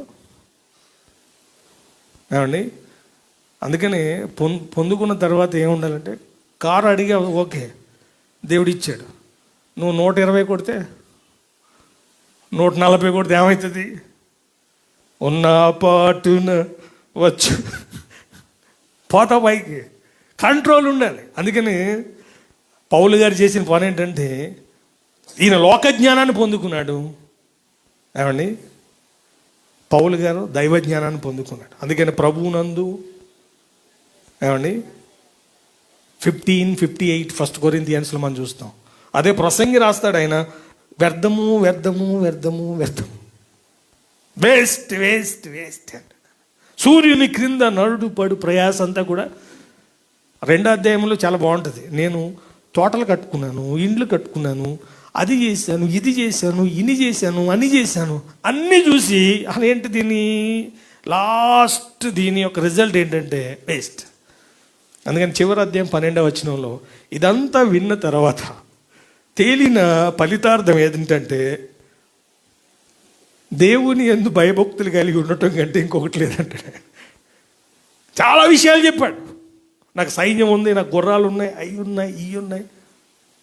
అందుకని మీకు ద్వితీయోపదేశ కాండంలో ఏమంటారంటే, గుర్రాలను ఎక్కువగా మీరు సంపాదించుకోవద్దు, బంగారాన్ని ఎక్కువగా అంటాడు. అమ్మా ఎక్కువగా ఇప్పుడు మీ ఒంటి మీద 4 కేజీలు వేసుకుంటే ఏమవుతుంది? ఏమవుతుంది? ఫస్ట్ వెయిట్ అవుతుంది, తర్వాత మీరు ఒంటరికి వెళ్తున్నారనుకో టెన్షన్ అవుతుంది, మీ ఆయనకి ఇంకా టెన్షన్ అవుతుంది అమ్మా. అందుకని మీరు లింగంపల్లి చౌరస్తా దగ్గర మైక్ లేనండి. స్త్రీలు ఒంటరిగా వెళ్ళేటప్పుడు మీరు ఎందుకైనా మంచిది బంగారం వేసుకుని వెళ్ళొద్దు. ఒకవేళ వేసుకుంటే ముసుగు వేసుకుని వెళ్ళండి. చర్చిలోనే వేసుకోవట్లేదు, నాయన ఇక్కడే వేసుకుంటారు అనుకున్నా నేను.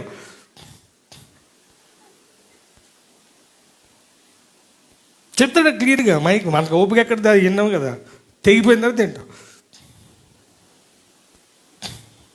హైదరాబాద్ కూడా ఒకటి వచ్చాడు, గోల్డ్ మ్యాన్ అంటాడు పేరు. ఏ man? Gold man. Shirt gold అడిది మొత్తం. వాడు ఒంటి మీద ఉన్న గోల్డ్ ఎంత తెలుసా? 9.5 kgs, 9.5 kgs. ఒక్కొక్క ఉంగరం తాటికేలాగా ఉంది. అదో డబ్బా అది కొట్టుకోవడానికి, అంతే. ఉండాలి కానీ నువ్వు అతిశయించేలా ఉండకూడదు. దేవుడు చెప్పాడు ఎక్కువ గుర్రాలు ఉండదు. ఎక్కువ గుర్రాలు తెచ్చుకున్నాడు. అన్య స్త్రీలని చేసుకోవద్దు, అన్య స్త్రీలను చేసుకున్నాడు. బంగారాన్ని వాటిని విస్తారంగా కూడబెట్టొద్దు, విస్తారంగా కూడబెట్టాడు. మరి ఏమవుతుంది? 2 సందర్భాల్లో నేను ప్రార్థన చేశాడు. Main things. ఒకటి మొదటి అధ్యాయం దినవృత్తాంతాలు, రెండవది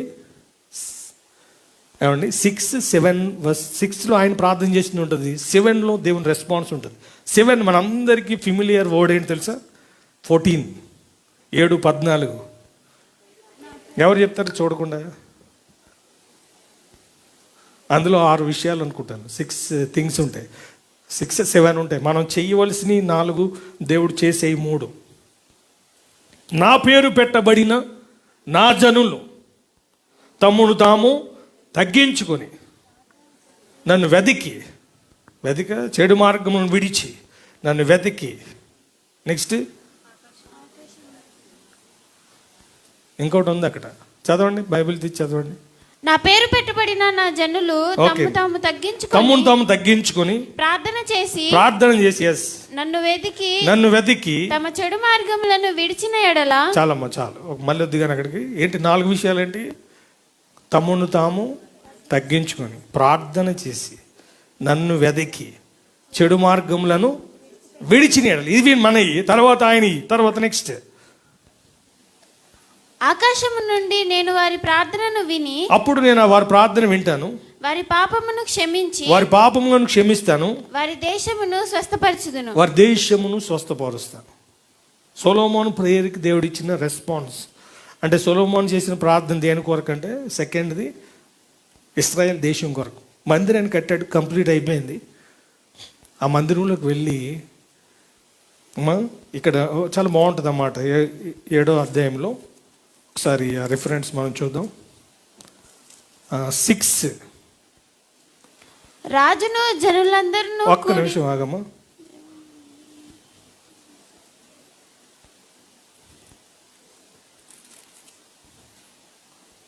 ఆరో అధ్యాయంలో 12వ వచనం.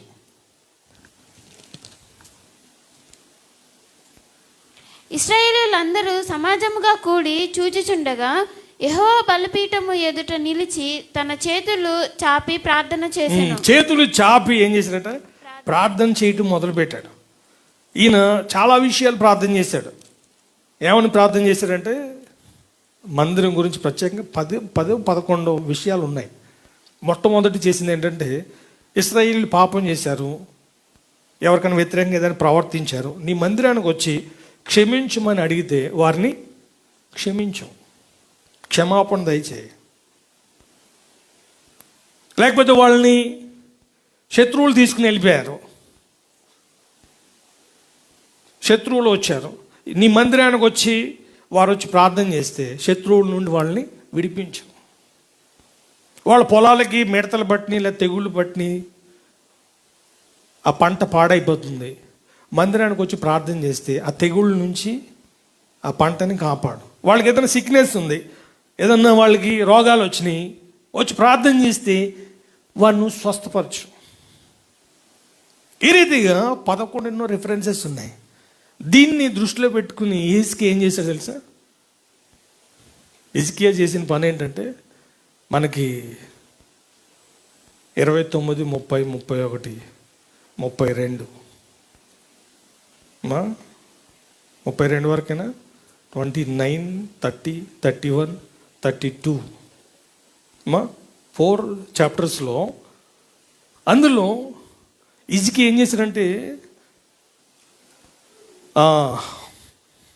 బెన్ హదద్ ఆ రాజు ఒకని పంపిస్తాడు, వాడు ఒక లెటర్ తీసుకొస్తాడు. ఆ లెటర్ తీసుకెళ్ళి ఏం చేశారంటే దేవుని మందిరంలో పరిచి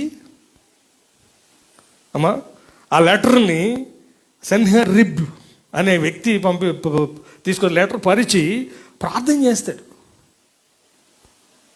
చదవండి అది తీసిన వాళ్ళు ఎక్కడుంది ఎంత చాప్టర్ 32.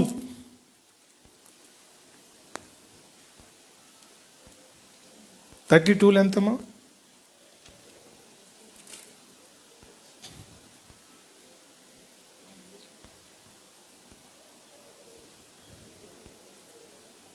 దొరికిందా?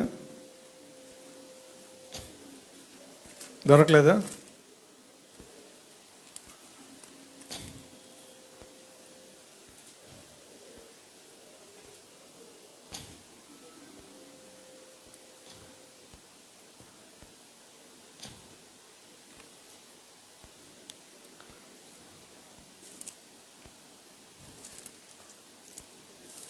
తర్వాత మీకు అది రాజుల్లో కనిపిస్తుంది క్లియర్గా.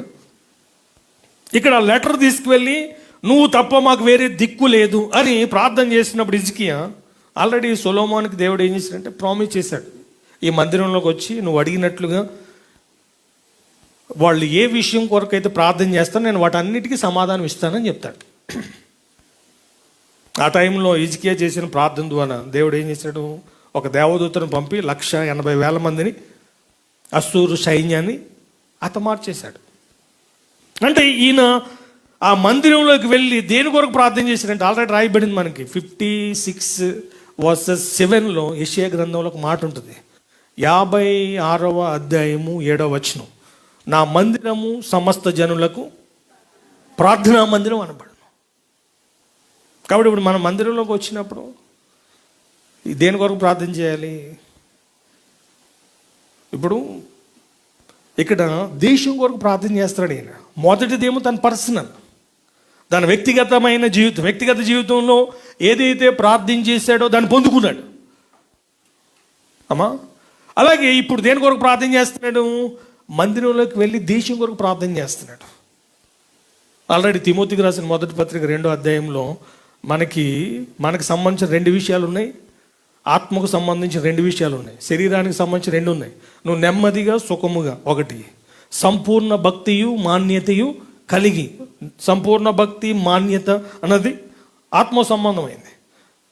కాబట్టి నువ్వు ఇలా ఉండాలి అంటే మనుషులందరి కొరకు, రాజుల కొరకు, అధికారుల కొరకు ప్రార్థనలు, విజ్ఞాపనలు, యాచనలు ఏం చేయాలట?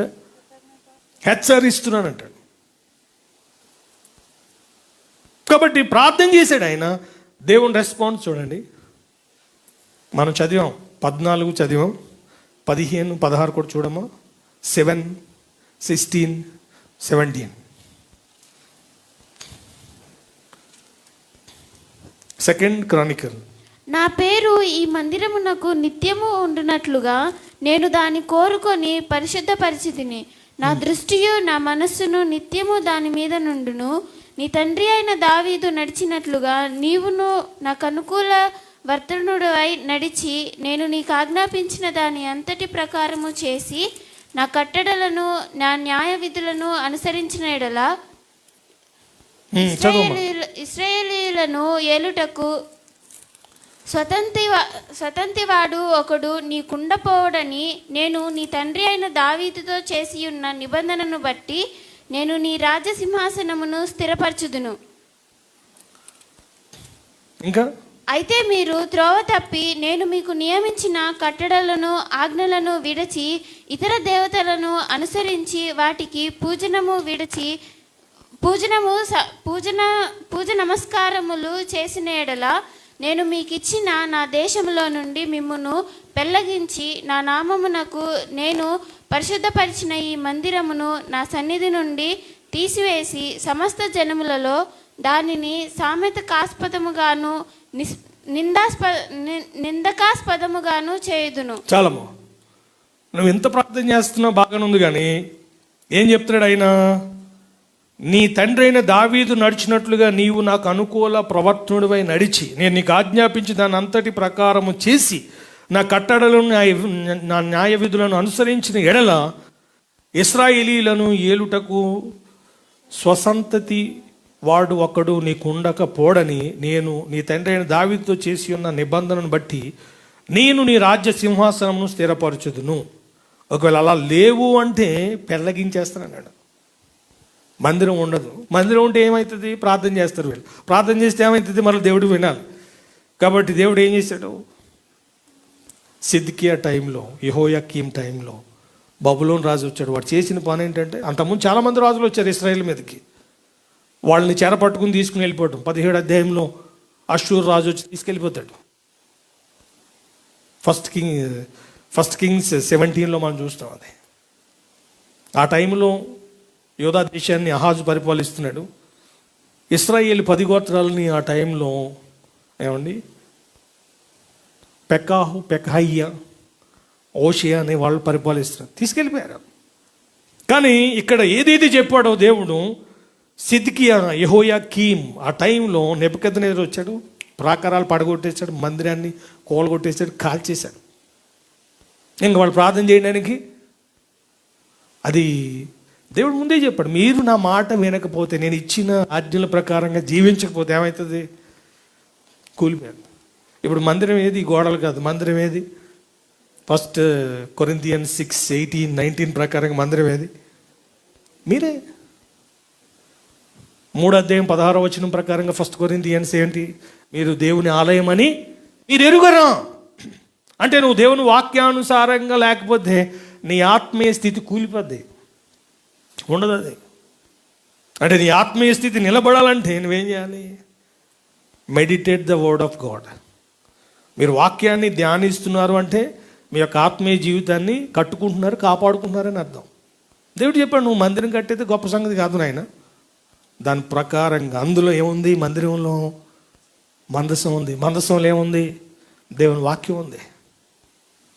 కాబట్టి నువ్వు వచ్చేది దేని కొరకంటే ఆ వాక్యాన్ని బట్టి జీవించడానికి. జీవించి చూడు, నేనేం చేస్తానో ఆల్రెడీ చెప్పాను. ఈరోజు మీ లైఫ్లో ఏదైనా జరిగిందంటే దేవుని వాక్యాన్ని బట్టి జరిగిందా, లేకపోతే మీకు వచ్చిన ప్రేరేపణ బట్టి జరిగిందా? అందుకే దావీదు గారు ప్రార్థన చేసినప్పుడు 1 క్రానికల్స్ 17లో నువ్వు చెప్పిన ప్రతిదీ సత్యం. కాబట్టి నేను ఒకప్పుడు గొర్రెలు ఎంబడి తిరిగేవాడిని, నన్ను ఈరోజు ఈ స్థాయిలో పెట్టాం, ఇంతగా హెచ్చించుటకు నేను ఏపాటి వాడిని అని చెప్పి 17వ అధ్యాయం 27వ వచనాన్ని ఎవరు చెప్పగలరు? ఎస్, 2 కింగ్స్ 19లో ఉత్తరం గురించి ఉంది కదా, 14. మా మేడం తీసిపెట్టింది అనమాట, నేను కూడా తీసిపెట్టా. ఒకసారి చదవండి మన ముందు. 19:14. హిజ్కియా దూతల చేతిలో నుండి ఆ ఉత్తరము తీసుకొని చదివి యెహోవా మందిరంలోనికి పోయి యెహోవా సన్నిధిని దాన్ని విప్పి పరిచి యెహోవా సన్నిధిని ఇట్లని ప్రార్థన చేశాను. ఇప్పి పరిచినంటే ఇప్పుడు ఎవరు చదవాలి లెటర్? అది ఎవరు చదవాలి? దేవుడు చదవాలి. అమ్మా నువ్వు చదివితే ఏమవుతుంది? ఇప్పుడు అనుకుందాం, ఒక ఆయనకు రిపోర్ట్ వచ్చింది, 2 కిడ్నీస్ పోయినాయి. ఆ రిపోర్ట్ పేషెంట్ చూశాడు అనుకోండి, ఏమవుతాడు చెప్పండి? పేషెంట్ చూస్తే ఏమవుతుంది?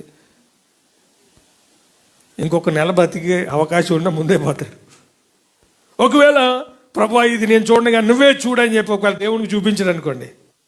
ఒకసారి నాకు తెలిసిన దైవజనుడు ఆయన ఏం చేశారంటే, అలాంటి పరిస్థితిలో నేను చూడండి రిపోర్టు, డాక్టర్స్ ఏమన్నారంటే మీకు చెప్పడం కొంచెం మాకు అది బాధ కలిగిస్తుంది, అలా ఉంది రిపోర్ట్. డైరెక్ట్గా చెప్పలేదు వాళ్ళు. నిజంగా కొందరు మాట్లాడేది సంయోచితంగా ఉంటుంది. అబ్షాలోం చనిపోయినప్పుడు అక్కడ వచ్చి సమాధానం చెప్తాడు. ఏం చెప్తాడు తెలుసా? నీ కొడుకు చచ్చిపోయాడు అని చెప్పాడా? చనిపోయిన వాళ్ళందరూ ఎలా ఉన్నారో అలాగ అబ్షాలోం కూడా ఉన్నాడు. అంటే దాని అర్థం ఏంటి? అబ్షాలోం చనిపోయాడని చెప్పలే. నీకు వ్యతిరేకంగా ఉన్న శత్రువులందరూ ఏ స్థితిలో ఉన్నారో అదే స్థితిలో అబ్షాలోం ఉన్నాడు. దావీదుకి అర్థమైపోయింది.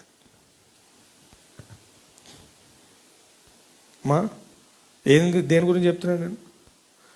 ఇప్పుడు ఆయన ఏం చేసినాడు? రిపోర్ట్ దేవునికి చూపించాడు. ప్రభువా నువ్వు చూడవు. ఆశ్చర్యం ఏంటి తెలుసా? 2 కిడ్నీస్ హీల్ అయిపోయాయి. దేవుడు చూస్తే ఏమవుతుంది? నీ సమస్య దేవుడు చూస్తే ఏమవుతుంది? ఉంటుందా? నీ శోధన దేవుడు చూస్తే, నీ వ్యాధి దేవుడు చూస్తే, నీ ఆర్థిక పరిస్థితి దేవుడు చూస్తే ఏమైతుంది తెలుసా? ఏమండి, ఇదిగో నేను ఒక నూతన క్రియ చేయుచున్నాను, అది ఇప్పుడే మొలుచును, దానిని మీరు ఆలోచించరు. దానిపైన ఏముంటుంది? 18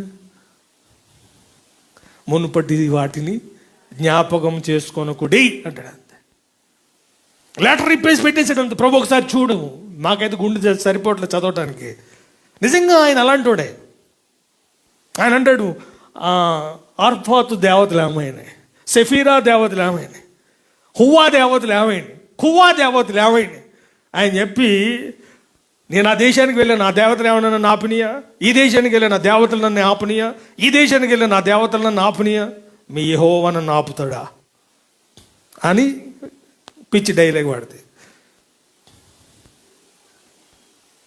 నిజమే, అప్పుడంటాడు ఆయన. నిజంగా ఆయన చేసింది కరెక్టే, కానీ అవన్నీ మనుషులు చేసిన దేవతలు. ప్రభువా నువ్వు, వాడికి మాంసంపు అండేవాడు అండ, కానీ నువ్వు మా అండ. బా, ఏం స్టేట్మెంట్ అండి! దేవుని సన్నిధికి వెళ్ళి ప్రార్థన చేస్తే ఎలా ఉండాలంటే పులి అయిపోవాలి. అక్కడికి వెళ్ళిపోయి కూడా శివరింగ్ వచ్చేస్తే త్వరగా పోతావు. నువ్వు ప్రభు ప్రజెన్స్కి వెళ్ళగానే, రాకముందు పిల్లే, కానీ ప్రభు సన్నిధికి వస్తే పులి అయిపోవాలి. వెంటనే దేవుడు చూశాడు, ఏమిరా నకరాలు చేస్తున్నాను అంత ఒక దేవతని పంపించాడు. ఆయన కూడా రాలే. 180,000 మందిని ఒక రాజు గురించి నీ ముక్కు జ్ఞానం వేసి లాగేస్తాడు. దేనికి వేస్తాట? ముక్కు కేసి లాగితే ఎలా ఉంటుందో తెలుసు మీకు? ఒకసారి ట్రై చేయండి. మీకు పీక్ తాడేస్తే వేరే సంగతి. అందుకని గుర్రానికి ఎక్కడేస్తారు తెలుసా? పీక్ కేసి అసలు ఉండదు, అది ముక్కుకేయండి. ఇక చిన్నది క్లిప్ పెట్టి మీరు బట్టలు పెడతారు చూసారా, అది ఒక్కసారి పెట్టుకుని లాక్ చూడండి ఎలా ఉంటుంది పెయిన్. చాలా సెన్సిటివ్ అది. ఒక ఆమె కోపం వచ్చి వాళ్ళ ఆయన ముక్కు కొరికి పడేసింది. ఈ ప్లేస్ ఏదో ముద్దు పెడుతుంది అనుకున్నాడట ఆయన. ఇప్పటికి స్మెల్ రావట్లేదు ఆయనకి, ఎందుకంటే ఈ ప్లేస్లోనే స్మెల్ వస్తుంది. అదే కొరికి పడేసింది. మళ్ళీ పువ్వు ఇంకెక్కడ పెట్టండి, స్మెల్ రాదు మీకు. ట్రై చేశారు ఎప్పుడన్నా? నేను చెవి దగ్గర పెట్టుకున్నాను, రాలేదు. ఎక్కడ పెట్టుకున్నాను? కరెక్ట్గా ఇక్కడ ఈ స్పాట్లోనే వస్తుంది. అక్కడే పెట్టాడు సెన్సార్స్ దేవుడు. ఆయనంతా డివైన్ సెట్టింగ్ అది. ఆ మొక్క తీసేస్తాం అనుకోండి, మీరు కుళ్ళిపోయిందో ఏదో మీకు ఏం తెలియదు. కాబట్టి సెకండ్ ప్రేయర్ దేని కొరకు అంటే దేశం కొరకు ప్రార్థన చేశాడు. నిజంగా సొలొమోను ప్రార్థన విని ఆ మందిరం ఉన్నంత వరకు కూడా ఇశ్రాయేలీలు ఎలాంటి కండిషన్లో ఉన్నా ప్రార్థన చేసినప్పుడు వారికి దేవుడు ఏం చేశాడు అంటే, దేవుడు ఆన్సర్ ఇచ్చాడు అంటే బికాజ్ ఆఫ్ రీజన్. ఎవరంటే సొలొమోన్. ఈరోజు అనుకుందాం, హిజ్కియా ప్రార్థన చేస్తున్నప్పుడు హిజ్కియా చెప్తే సొలొమోన్కి ఆల్రెడీ నేను మాట ఇచ్చాను. కాబట్టి ఏమైంది? హిజ్కియాకి ఆన్సర్ వచ్చిందా లేదు? వచ్చింది. రేపు మన గురించి కూడా చెప్పాలి. ఇప్పుడు మన భారతదేశం గురించి, మన రాష్ట్రం గురించి, ప్రజల గురించి ప్రార్థన చేస్తాం. నా కుమారుడు ప్రార్థన చేశాడు కాబట్టి ఇది కార్యం జరిగింది అని మనం కూడా రేపు దేవుడు చేసే కార్యాల్లో మన పేరు కూడా ఉండునుగాక. ఆమేన్. నీ పర్సనల్ దేవుని దగ్గర నుంచి పొందుకున్న అనుభవం ఆ ప్రేయర్ ద్వారా అదొకటి ఉండాలి. నీ ద్వారా నీ కుటుంబానికి, సంఘానికి, సమాజానికి, దేశానికి కూడా. అవునండి, సొలొమోను చేసిన ప్రార్థనకి దేవుడు ఎలా రెస్పాండ్ అయ్యాడు, ఇప్పుడు కూడా రెస్పాండ్ అవుతాడు ఆయన. ఇప్పుడు కూడా రెడీగా ఉన్నాడు. ఆయన ప్రార్థన చేసేవారి కొరకు ఎదురు చూస్తున్నాడు. ఆ మందిరం అంటే ఏంటి? ఆరాధనలు, ప్రసంగాలు నెక్స్ట్. ఏమండి, అసలు మందిరం యొక్క కాన్సెప్ట్ ఏంటంటే, అందుకని యేసుప్రభు వారు కూడా మందిరానికి వెళ్ళి ఆయన్ని తిట్టినా తుడిచేసుకున్నాడు, ఆయన కొట్టినా పట్టించుకోలేదు, ఉమ్మి వేసినా తుడిచేసుకున్నాడు. కానీ మందిరం జోలికి వస్తే మాత్రం ఏం చేశాడు తెలుసా? కొరడా తీసుకుని దులిపేశాడు. అందుకని ఒక దైవజనుడు, నిన్నేమైనాను పడు, కానీ దేవుని మందిరం విషయం లేదని అంటే మాత్రం ఊరుకోవద్దు. రోషం దేనికి రావాలి? అందుకని దేవుని మందిరాన్ని పాడు చేసేవాడిని ఎవరు పాడు చేస్తారంట? ఏమండి,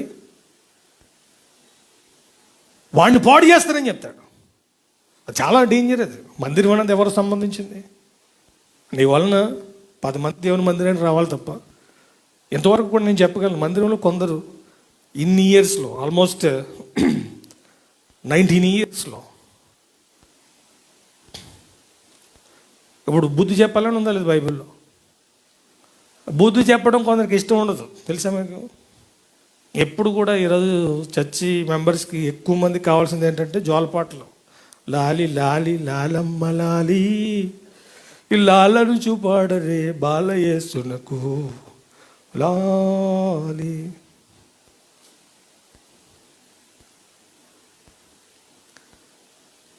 ఇప్పుడు నేను గమనించింది ఏంటంటే, ఒకరిని క్లాస్ బీకా, నేను నువ్వు చేసేది కరెక్ట్ కాదు, వైఫ్ ఉన్న తర్వాత నువ్వు ఎలాంటి సెటప్లు చేయకూడదు నాయన, మంచిది కాదు. చక్కగా కూర్చుని ఒంటరిగా బుద్ధి చెప్పాను వాడికి. నాకు చెప్తాను, నీకు ఎంత దశంభాగం ఇస్తున్నాను? 3,000 ఎంత ఇస్తున్నాడు? దాని కొరకు నేను సేవ చేసేది. నా ఉద్యోగాలు విడిచిపెట్టి, ఆస్తులు విడిచిపెట్టి, ఈ రీతిగా నాకున్న అవకాశాలను పక్కన పెట్టి, సమస్తాన్ని విడిచిపెట్టి నన్ను వెంబడించడంటే వీటికి డబ్బా కొట్టడానికి నేను. వాడు ఏం చేశాడు? 4-5 మందిరానికి వచ్చేవాళ్ళని ఆపేశాడు. ఏమవుతుంది తర్వాత? ఏమవుతుంది?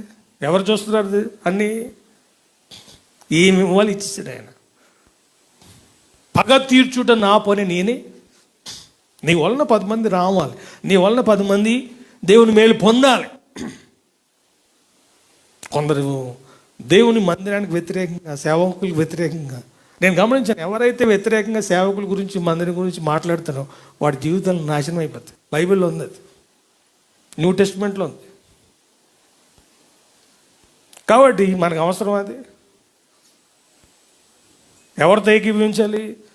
ఆ రోజు దావీదుతో ఉండకుండా అబ్షాలోంతో కొంతమంది ఉన్నారు. ఏమైపోయారండి? దావీదుతో ఉండకుండా అబియాతో కొందరు ఉన్నారు. ఏమండి, సొలొమోను ఏం చేశారంటే యాజకత్వాన్ని కూడా పీకి పడేశాడు. అబ్యాతారు వాడి పేరు. హల్లెలూయా. దావీదు ఎవరు? దేవుని చేత ఏర్పాటు చేయబడిన వాడు. ఇశ్రాయేల్ అందరూ ఎవరిని ఫాలో అవ్వాలి? దావీదుని ఫాలో అవ్వాలి. కాబట్టి ప్రతిదీ కూడా డివైన్ సిస్టంలో జరిగినప్పుడు ఆ బ్లెస్సింగ్ వేరుంటుంది. కాబట్టి మందిరం యొక్క క్షేమం కొరకు ఎవరైతే ప్రయాసపడాలనుకుంటున్నారో వాళ్ళు చేసే గొప్ప పని ఏంటంటే ప్రార్థనే. నేను ఇంకెక్కువ ప్రార్థన చేయాలి మందిరం కొరకు. ఎంత తన పర్సనల్ ప్రేయర్ చిన్నగానే ఉంటుంది. కానీ 7వ అధ్యాయము, మీరు 8వ అధ్యాయం చదివారు మీరు, రాజుల గ్రంథం 8వ అధ్యాయం ఎన్ని వచనాలు ఉన్నాయమ్మా? ఆల్మోస్ట్ 66. ఎన్ని విషయాలు అసలు మోకరిస్తే నీకు ఎన్ని విషయాలు గుర్తు చేస్తాడు ఎవరెవరి కొరకు. కాబట్టి వాటి అన్నిటి కొరకు మనం ఏం చేయాలి? ఇప్పుడు ఉక్రెయిన్ కొరకు ప్రార్థన చేయాలని ఎవరు ప్రార్థన చేస్తారు? మనమే. ఏ పరిస్థితి అయినా, ఏదైనా వార్త విన్నాము అంటే దాని కొరకు స్పందించేది ఫస్ట్ ఏం చేయాలి మనం? Through prayer. నశించాలి అన్యాయం, తర్వాత సంగతి. ధర్నాలు గిరణాలు ఇవి జాంతనాయి, అవి బైబిల్లో లేవు అవి. కాబట్టి 2 విషయాలు మనకు నేర్పిస్తున్నాడు సొలొమోను. 2 ప్రార్థనలు కూడా దేవుని దగ్గర నుంచి ఆన్సర్ వచ్చింది. దేవుడు రెస్పాండ్ అయ్యాడు. ఎస్, నీకు ఇది ఇస్తున్నాను, జ్ఞానం ఇస్తున్నాను, నెక్స్ట్ మిగతా అన్నీ కూడా ఐశ్వర్యం ఇస్తున్నాను, దీర్ఘాయుని ఇస్తున్నాను, ఘనతని ఇస్తున్నాను. కాబట్టి మనకు కూడా ఈ టైప్ ప్రేయర్ చేస్తే ఈ 3 వస్తాయి. నీకంటూ ఒక ఏమండి డిగ్నిటీ, ఒక ఉన్నతమైన స్థానం, అంటే మనుషుల్ని దేవుడు ఎలా చూస్తున్నాడంటే సర్వెంట్లుగా చూడట్లేదు. నువ్వు దేవుని మందిరంలో దేవునికి భయపడితే, దేవుని వాక్యాన్ని ప్రేమిస్తే సొలొమోన్ లాగా జూనియర్ సొలొమోన్ అవుతాను. ఆమేన్. ఐశ్వర్యం కలిమియు సంపద అని ఇంట ఉండును, ఆ నీతి నిత్యము. ఒకసారి ఆలోచించు. ఒకవేళ నువ్వు అలా లేవనుకో, ఎందుకు దరిద్రం తెచ్చుకోవటం? ఉన్న దరిద్రం సరిపోదు. నీ పర్సనల్ నువ్వు దేవుని దగ్గర, ప్రభు నేను ఇప్పుడున్న యవనస్తులు కావచ్చు, ఎవరైనా కావచ్చు, నేను పరిశుద్ధంగా, నీతిగా, దైవ జ్ఞానంతో, దైవ శక్తితో నీ చిత్తాన్ని చేసే వ్యక్తిగా జీవించాలని ఆశపడుతున్నాను. ఎలాంటి ప్రార్థన చేయండి, ముగ్ధురైపోతారు దేవుడు. నీ లైఫ్, నీ ఫ్యామిలీ ఎంటైర్ డిఫరెంట్. నీ లైఫ్లో చేంజ్ వచ్చినప్పుడు నెక్స్ట్ స్టెప్ చేసేది ఏంటంటే, కేవలం ఇశ్రాయేల్ దేశం గురించి ప్రార్థన చేశాడు ఆయన. మనమైతే ఈ తరం అంతటి కొరకు కూడా ప్రార్థన చెయ్యాలి. నీ ప్రార్థన, నా ప్రార్థన, నేను నమ్ముతున్నాను. ఎంతమంది నమ్ముతున్నాను? నీ ప్రార్థన ద్వారా రాష్ట్రంలో, దేశంలో, ఈ తరంలో దేవుడు చేంజెస్ తీసుకురాబోతున్నాడు. ఆమేన్. నమ్ముతున్నారు, గట్టిగా చెప్పాలి. అది పంచి లేదు అక్కడ, పప్పుచారు తిన్నట్టుంది. ఆమేన్ అన్నాడు. ఎవడన్నా నిద్రపోయాడు ఉంటే ఈ ఏసీలు కొంతమంది వస్తుంది, జోగినాథం నెత్తి మీద ఒకటి వేయండి, తర్వాత సంగతి నేను చూసుకుంటాను. ఫుల్ పర్మిషన్ మీకు. తర్వాత మ్యాటర్ అవునంటే బయట మాట్లాడుకుంది. దేవుని మందిరంలో ఎలా ఉండాలి? ఎప్పుడు నాకు ఏమండి ఆమె అని చెప్పే అవకాశం రెడీగా ఉంటాను. హల్లెలూయా. కాబట్టి 2 things ఈరోజు మన పర్సనల్ లైఫ్లో ఇటువంటి అనుభవాలు దేవుడు మనకి ఇచ్చును కాక. దేవుడు కూడా రెండిటికి ఎలా ఆన్సర్ ఇచ్చాడో, మొదటిదైతే ప్రార్థన చేయకముందు ఆన్సర్ వచ్చింది. అది నీకు ఏది ఇష్టమో అడిగా అన్నాడు. ప్రార్థన చేయలేదు అప్పుడు. తర్వాత అడిగాడు, జ్ఞానం కావాలి, తెలివి కావాలి. రెండవది, దేవునికి ఆయనకి కరెక్ట్గా ఉంది కాబట్టి ప్రార్థన చేశాడు. ప్రభువా, నా దేశం, అదే రీతిగా నీ ప్రజలు, అప్పుడు గురించి కాదు, కొన్ని తరాల గురించి ప్రార్థన చేశాడు. ఇలా చెయ్యి. దేవుడు చెప్పాడు, ఈ మందిరం ఉన్నంత వరకు జరుగుతుంది. దాన్ని కూల్చారు కానీ దీన్ని కూల్చలేరుగా. మనం ఉన్నంత వరకు ఒకటి గుర్తు చేసి నేను ప్రార్థన చేస్తాను. వెరీ పవర్ఫుల్ స్టేట్మెంట్ అది. సమూయేలు గురించి ఉంటుంది.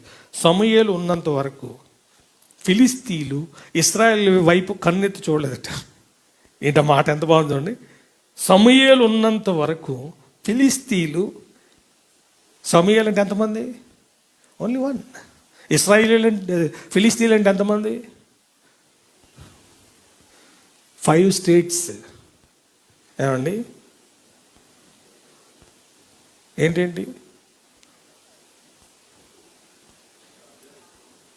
గాజా, గాతు, ఎక్రోను, అష్టోదు, ఏమండి ఎస్కెలోను, ఏమండి 5 states అవి. వెరీ పెద్ద, చాలా పెద్దది అది టెరిటరీ. ఒక్క వ్యక్తికి ప్రార్థన చేస్తే ఉరుములు పిడుగులు పడిపోయాట. ఏం ప్రేయర్, ఏం చదువుతుంటే మనం ప్రార్థన చేస్తే మనం పడిపోతున్నాం. అవి పడట్లే, శోధనలో పడిపోతారు. ప్రార్థన చేసి పడిపోయేవాళ్ళు, ప్రార్థన చేసి పాపం చేసేవాళ్ళు అంత దరిద్రులు భూమి మీద ఇంకొకరు ఉండరంటారు. ప్రార్థన చేస్తే పడిపోయిన లేపాలి, నువ్వు పడిపోకుండా నిలబడాలి. That is the prayer. ప్రార్థన పెట్టింది దాని కొరకు. నువ్వు ప్రార్థన చేస్తూ పాపం చేస్తూ ప్రార్థన చేస్తూ నువ్వు లోకానుసారంగా ఉంటే అది భజన బ్యాచ్. అది వాళ్ళకి నరకంలో సెపరేట్ రూమ్ ఉంటుంది, టెంపరేచర్ ఎక్కువ ఉంటుంది అక్కడ. అందరు లేచి నిలబడదాం ప్రభు సన్నిధిలో. ఈ గ్లోబల్ డే ప్రేయర్ సందర్భంగా ప్రపంచ ప్రార్థనా దినం. ఈరోజు ప్రపంచంలో ఉన్న క్రైస్తవ సంఘాలు, అనేక సంఘాలు ఈరోజు ప్రార్థిస్తున్నారు. ప్రార్థన యొక్క ప్రాముఖ్యత 2 విషయాలు మనం చూసాం. మొదటిగా మన పర్సనల్, సొలొమోను పర్సనల్ ప్రేయర్. ప్రభు నాకు జ్ఞానము, తెలివి కావాలి. ఈరోజు ప్రతి ఒక్కరికి ఇది ఉండాలి. జ్ఞానం ఉంటేనే నువ్వు ఎలా ఉన్నావు, నువ్వేం కాబోతున్నావు, ఆ క్లారిటీ నీకు ఉంటుంది. తెలివి ఉంటే ప్రతి విషయంలో వివేకంతో ప్రవర్తించగలం. దేవుడు ఆ 2 కూడా సొలొమోనుకి ఇచ్చాడు. ఈరోజు మనం అడిగినట్లయితే ప్రభువు మనకు కూడా ఇస్తాడు. దానివల్ల ఆయన ఐశ్వర్యవంతుడయ్యాడు, ఆయన ఘనత పొందాడు. ఆయన జీవితంలో అప్పుడున్న తరం ఆయన చూడగలిగింది. 2 విషయాలకే దేవుడు ఇన్స్పైర్ అయ్యాడు, దేవుడు ముగ్ధుడైపోయాడు. ఎందుకంటే సొలొమోన్ ఆ టైంలో దేవుని వాక్యాన్ని ప్రేమించాడు, తన తండ్రి చెప్పినది దాన్ని అర్థం చేసుకున్నాడు. 2వ ప్రార్థన చేశాడు ఇశ్రాయేల్ దేశం కొరకు, ఇశ్రాయేల్ పరిస్థితుల కొరకు. ప్రభువా, వాళ్ళు ఎలా ఉంటే, ఒకవేళ పాపం చేస్తే, వారు చెరపట్టబడితే, వాళ్ళు రోగులైతే, వాళ్ళ పంటలు ఒకవేళ పాడైపోతే, వర్షాలు పడకపోతే, నాయన నీ సన్నిధికి వచ్చి, నీ మందిరానికి వచ్చి ప్రార్థన చేసినప్పుడు వారి ప్రార్థన విను. దేవుడు చెప్పాడు, తప్పకుండా వింటాను. ఆయన ప్రార్థన ద్వారా తెగుళ్ళు ఆగిపోయినాయి. అక్కడ చేసిన ప్రార్థన ద్వారా ప్రకృతిలో మార్పు వచ్చింది, దేశంలో మార్పు వచ్చింది. దేవుడు ఆల్రెడీ చెప్పాడు, నా పేరు పెట్టబడిన నా జనులు ప్రార్థన చేసి తమను తాము తగ్గించుకొని తమ చెడు మార్గములను విడిచిన ఎడల ఆకాశమందు వారి ప్రార్థన విని వారి పాపములను క్షమించి వారి దేశమును స్వస్థపరిచెదను. ఈరోజు కూడా ఆ వాక్య భాగము మన జీవితాల్లో నెరవేర్చడానికి ప్రభు సిద్ధంగా ఉన్నాడు. ఒక తీర్మానం తీసుకుందాం. ఇటువంటి ప్రార్థనలు అంటే ప్రభువు కూడా ఆ రోజు ఎలా స్పందించాడు, ఈరోజు మనం ప్రార్థన చేసినా కూడా ప్రభు అదే రీతిగా స్పందించే విశ్వాసం, ఆ యొక్క ఆత్మీయత ఈరోజు మనం కలిగి ప్రార్థన చేద్దాం. ప్రభు సన్నిధిలో తీర్మానం తీసుకుందాం. పరిశుద్ధుడైన తండ్రి, మహోన్నతుడా, మీకు వందనాలు. సొలొమోన్ చేసిన 2 ప్రార్థనల గురించి మా ముందు ఉంచారు. తన పర్సనల్ ప్రేయర్కి మీరు ఎలాంటి ఆన్సర్ ఇచ్చారు, అదే రీతిగా తండ్రి ఇశ్రాయేల్ దేశం కొరకు, ఇశ్రాయేలీల కొరకు ప్రార్థన చేసినప్పుడు ప్రభు మీరు ఎలాంటి సమాధానం ఇచ్చారు మీ లేఖనాల్లో కొన్ని విషయాలు మేము చూసాం. ఈ దినాల్లో మేము కూడా ఆ రీతిగా మా వ్యక్తిగత జీవితాల్లో దైవ జ్ఞానము, దైవశక్తి, మేము ఏదైతే ఆత్మీయం కలిగి ఉండాలో వాటిని పొందుకొని, అలాగే ఇప్పుడున్న ఈ తరానికి మీరేం చేయబోతున్నారో, వారిని ఎలా రక్షించబోతున్నారో, ఎలా తప్పించబోతున్నారో నాయన. ఎందుకంటే మీరు చెప్పారు, అంచె దినాల్లో మనుషులందరి మీద నా ఆత్మను కుమ్మరిస్తాను. కాబట్టి మీరు చెప్పిన మాటలు, నెరవేర్చబడవలసిన మాటలు, వాటి కొరకు మేము ప్రార్థించే కృపను మాకు అనుగ్రహించిన ప్రతిదినము కూడా తిమోతికి రాసిన 1 పత్రిక 2వ అధ్యాయంలో చెప్పబడిన రీతిగా మనుషులందరి కొరకు, రాజుల కొరకు, అధికారుల కొరకు ప్రార్థన చేయమని చెప్పారు. అప్పుడే మీరు నెమ్మదిగా సుఖముగా ఉంటారని చెప్పారు. అప్పుడు అని మీరు అన్నారు తండ్రి. ఆ రీతిగా ఇక్కడ ఉన్న మీ బిడ్డలను దీవించమని మహిమ, ఘనత, ప్రభావం మీకు చెల్లిస్తూ, మీకు వారిని అప్పగిస్తూ ప్రభు యేసుక్రీస్తు వారి ఘనమైన నామంలో ప్రార్థిస్తున్నాం తండ్రి.